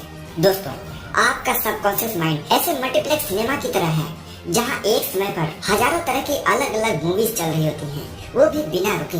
एक इंसान का सबकॉन्शियस माइंड इतना शक्तिशाली है कि यह शरीर में मौजूद 50 ट्रिलियन सेल्स को नॉन स्टॉप कंट्रोल कर रहा होता है और उन्हें आदेश दे रहा होता है। दोस्तों, साइंस के कई सारे एक्सपेरिमेंट में और चेतन मन की शक्ति का इस्तेमाल किया गया है, जिसे प्लेसबो इफेक्ट का नाम दिया गया है।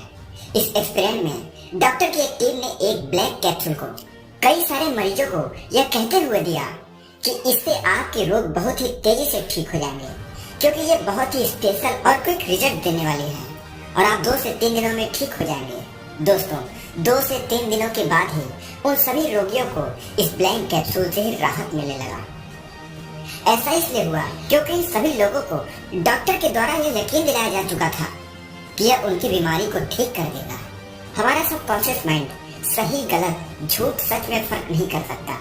यह आपकी सभी सोच और फीलिंग्स को स्टोर करता रहता है और उसी को सच मानकर प्रक्रिया देने लगता है। दोस्तों, इन सभी बातों से एक बात तो साबित हो जाती है कि हमारी सफलता या असफलता के पीछे हमारे सबकॉन्शियस माइंड का बहुत बड़ा रोल होता है। पर यहाँ दिक्कत यह है कि हमारे सबकॉन्शियस माइंड में सबसे ज्यादा नेगेटिव थॉट स्टोर किए गए हैं, जिन्हें हम बचपन से अपने परिवार, रिश्तेदार, समाज या दोस्तों के द्वारा कहे, देखे या सुने जा रहे हैं।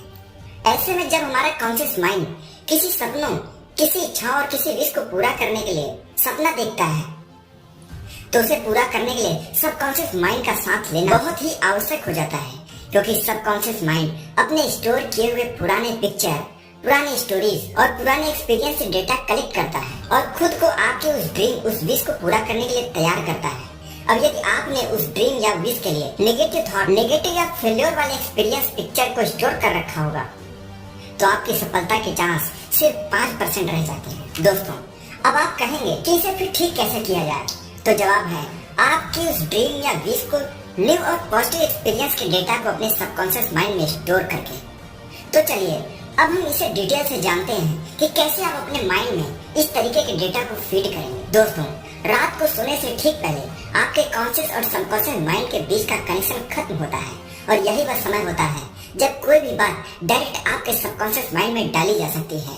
दोस्तों, जब आप आधे जागे आधे सोए हुए अवस्था में होते हैं, तो यह वह अवस्था होता है जब नींद से पहले कुछ मिनटों में आप जो कुछ भी अपने अवचेतन मन में विचार डालते हैं, अवचेतन मन इसे तुरंत एक्सेप्ट कर लेता है और अवचेतन मन रात भर उन्हीं विचारों के साथ रहता है। दोस्तों, आप सभी ने कई बार ऐसा अनुभव जरूर किया होगा कि जब आप सोते हैं तब आप ऐसे घटना के बारे में सपने देखते हैं जिसे आप सोने से चंद मिनट पहले बोला, देखा या सुना होगा। अगर आपके साथ ऐसा कुछ अनुभव हुआ है तो हमारा कमेंट बॉक्स आपके एक्सपीरियंस का इंतजार कर रहा है, इसे हमें जरूर बताएं। दोस्तों, सोने से पहले जब हम आधा सोए आधा जागे हुए अवस्था में होते हैं, तब हम तैयार होते हैं अपने सबकॉन्शियस माइंड में उन विचारों को डालने के लिए जिसे हम अपने जीवन में प्रदर्शित करना चाहते हैं, जिसके लिए हम सपना देख रहे हैं, जिसे हम पूरा करना चाहते हैं। उससे रिलेटेड पॉजिटिव विचार आप इसी समय में अपने सबकॉन्शियस माइंड में डायरेक्ट डाल सकते हैं। इसके लिए 2 तरीके हैं। सबसे पहला तरीका है आप अपने विश से रिलेटेड पॉजिटिव विचार, पॉजिटिव बातें आवाज के रूप में रिकॉर्ड कर लें और सोने से ठीक पहले कान में ईयरफोन लगा के सुनते हुए सोएं। ऐसा जब आप कुछ दिनों तक लगातार करेंगे तो वो विचार आपके सबकॉन्शियस माइंड में फीड होने लगेगा। फिर जब भी आप उस विश पर काम करने जाएंगे, अपने लक्ष्य पर काम करने जाएंगे, तो आपके मन में उसके लिए नेगेटिव विचार नहीं आएंगे। नेगेटिव विचार का मतलब होता है कि आप उसे करने जाएं और आपके मन में आए ये होगा कि नहीं होगा। जब इतने लोग नहीं कर पाए हैं तो मैं कैसे कर पाऊंगा। दोस्तों, इन्हीं विचारों को आपको बदलना है। ऐसा नहीं हो सकता कि कोई और नहीं किया तो आप नहीं कर सकते हैं। ईश्वर ने आपको अलग बनाया है, दूसरा नहीं कर सकता, इसका मतलब आप ही हैं। आप ही उसे कर सकते हैं, आपको ही उस काम के लिए बनाया गया है। इस तरीके के पॉजिटिव विचार अपने सबकॉन्शियस माइंड में डालिए, पॉजिटिव विचार डालिए। दूसरा तरीका है आप अपने लक्ष्य जिसे आप प्राप्त करना चाहते हैं, जैसे किसी एग्जाम को आप क्रैक करना चाहते हैं, बिजनेस में बड़ी सफलता हासिल करना चाहते हैं, समाज में मान प्रतिष्ठा हासिल करना चाहते हैं, किसी भी क्षेत्र में नई ऊंचाई को हासिल करना चाहते हैं, तो उससे रिलेटेड पॉजिटिव विचार, पॉजिटिव बातें अफर्मेशन के रूप में एक कागज पर लिख लें और रोज सोने से पहले लेटे लेटे 2-3 दिन तक आप उसे बोलिए, याद कर लीजिए। फिर सोने से ठीक पहले आंखें बंद कीजिए, उसे बोलिए और बोलते बोलते सो जाइए। ऐसा आप लगातार करिए। धीरे धीरे आपका सबकॉन्शियस माइंड उन बातों को स्वीकार करेगा और उसे आपकी जिंदगी में प्रदर्शित करने लगेगा। दोस्तों, हमारे मस्तिष्क के साथ सबसे बड़ी दिक्कत यह होती है कि हम जब कोई काम करने जाते हैं तो सबसे पहले हमारे मन में उसके लिए नेगेटिव विचार ही आ जाता है कि मैं ये नहीं कर सकता, मैं ये कैसे करूंगा, मुझसे ये नहीं हो पाया तो 4 लोग क्या बोलेंगे, समाज वाले क्या बोलेंगे, हमारे घर वाले क्या बोलेंगे, रिश्तेदार क्या बोलेंगे। दोस्तों, आप ध्यान से देखिए, ये सारे विचार तभी आए हैं जब आप किसी के साथ ऐसा करते देखे होंगे, किसी को बोलते हुए सुने होंगे, तभी आपके मस्तिष्क में ऐसा विचार आया है। हमेशा आपको सोचना है कि आपको भगवान ने अलग बनाया है। अगर उनके जैसा ही बनाना होता तो आपको बनाता ही क्यों। आपको बनाया है, इसका मतलब आप अलग पर्सनालिटी हैं, आप वो सब कुछ कर सकते हैं। भगवान ने आपको अलग सोच, अलग मानसिकता, अलग सब कुछ दिया है। आप इसे इस्तेमाल कीजिए। आप इस 5 मिनट के नियम को इस्तेमाल कीजिए और अपने एक्सपीरियंस हमारे साथ शेयर जरूर कीजिए। दोस्तों, अगर आपको ये जान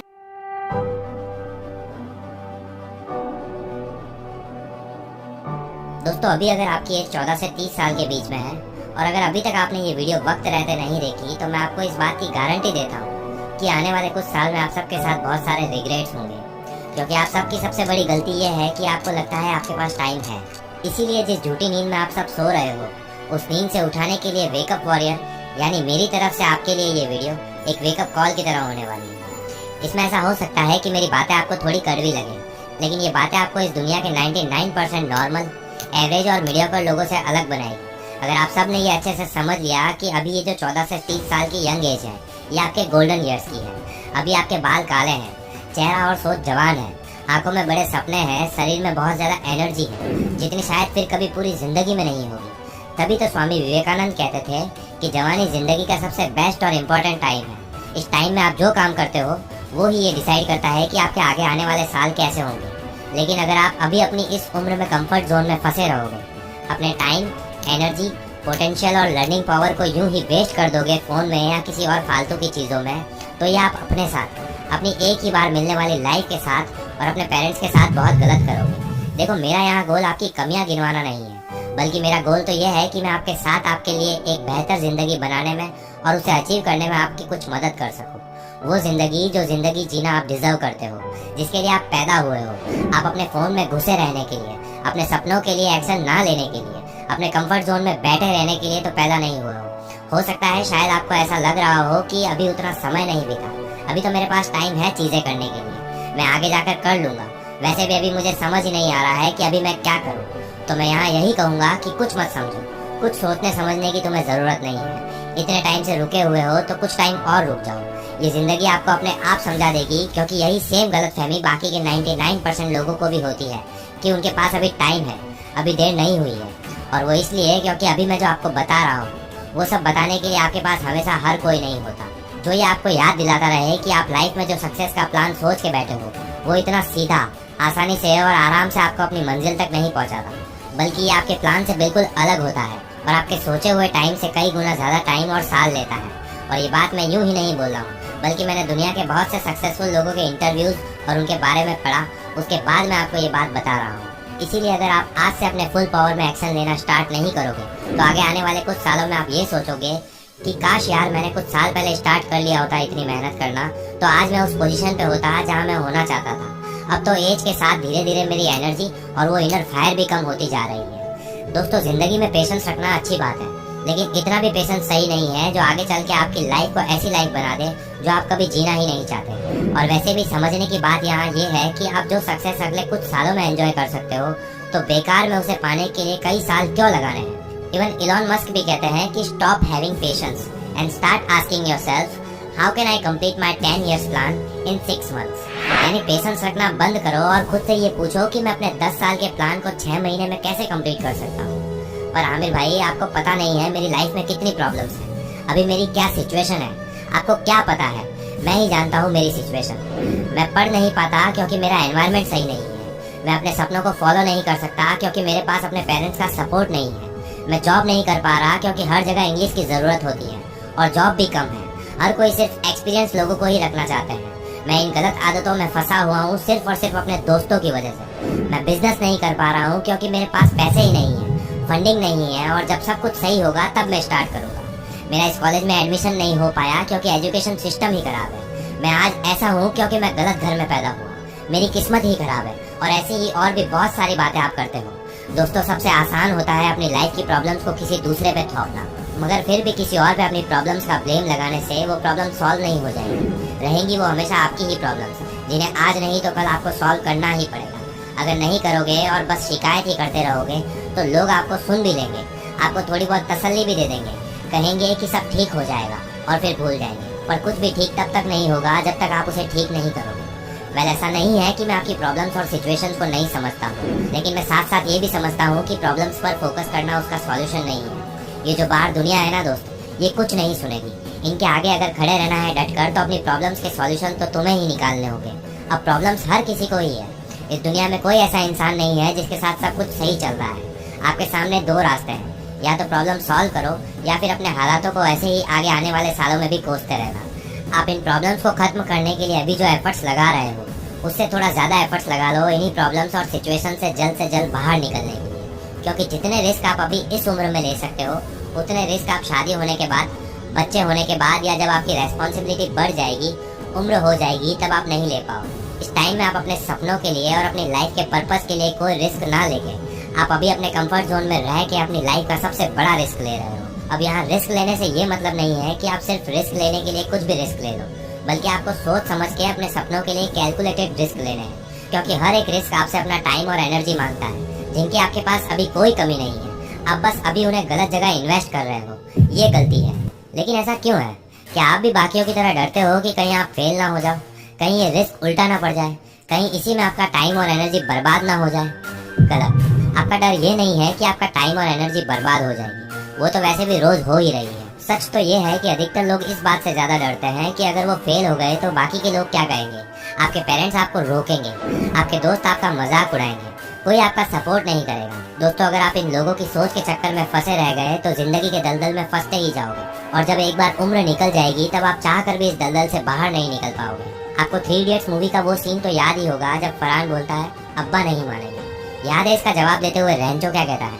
आज डर मत फरहान, नहीं तो 50 साल बाद जब तू बूढ़ा होकर ऐसे ही किसी अस्पताल में पड़ा होगा और मरने का इंतजार कर रहा होगा, तब सोचेगा कि लेटर हाथ में था, टैक्सी गेट पर थी, बस जरा सी हिम्मत कर लेता ना तो साली जिंदगी कुछ और हो सकती थी। दोस्तों, रिस्क ईंटों की तरह होता है, जिनका इस्तेमाल करके आप अपने और अपने सपनों के बीच एक दीवार खड़ी कर सकते हो, या फिर इन्हीं ईंटों का यूज करके आप अपने लिए एक ब्रिज बना सकते हो जिस पर चल के आप अपने सपनों तक पहुंच सकते हो। इसीलिए भूल जाओ सबको और अपने ऊपर ध्यान दो। ये टाइम है अपने आप को एक्सप्लोर करने का, अपने सपनों को चेज करने का, उस काम को करने का जो दिल से करना चाहते हो, जिसके लिए आप बने हो। इसके लिए आपको मोटिवेशन की जरूरत नहीं है, मगर फिर भी प्रेजेंट में आप उस पर एक दिन का लेबल लगा रहे हो कि एक दिन मैं ये काम करूंगा, एक दिन मैं वो काम करूंगा। आप जितना इसे टालते रहोगे ये उतने ही दिन आपसे दूर होता जाएगा। एक दिन अगर किसी काम को टालोगे तो ये समझ लो कि आपकी सक्सेस एक दिन आगे बढ़ गई है आपसे। अब ऐसे ही आप खुद सोचो कि आप कितना किसी काम को टालते हो, कितना अपना वक्त बर्बाद करते हो, और जब कैलकुलेट करने पर तुम्हारे सामने तुम्हारा वेस्ट किया हुआ टाइम आएगा, उस टाइम से ये पता कर लेना कि तुम्हारी सक्सेस तुम्हें जिस टाइम में मिलनी चाहिए थी उससे अब तक कितनी आगे बढ़ चुकी है। तो दोस्तों, मेरे कहने का मतलब यहाँ ये है कि जो भी करना है उसे अभी करो, काम को टालो मत और अपने इस कीमती वक्त को बर्बाद मत होने दो। चलिए, अब तक के लिए सिर्फ इतना ही। मिलता हूँ अगली ऐसी ही एक और आई ओपनिंग वीडियो के साथ। तब तक के लिए अपना ख्याल रखो, मेहनत करो और हमेशा आगे बढ़ते रहो।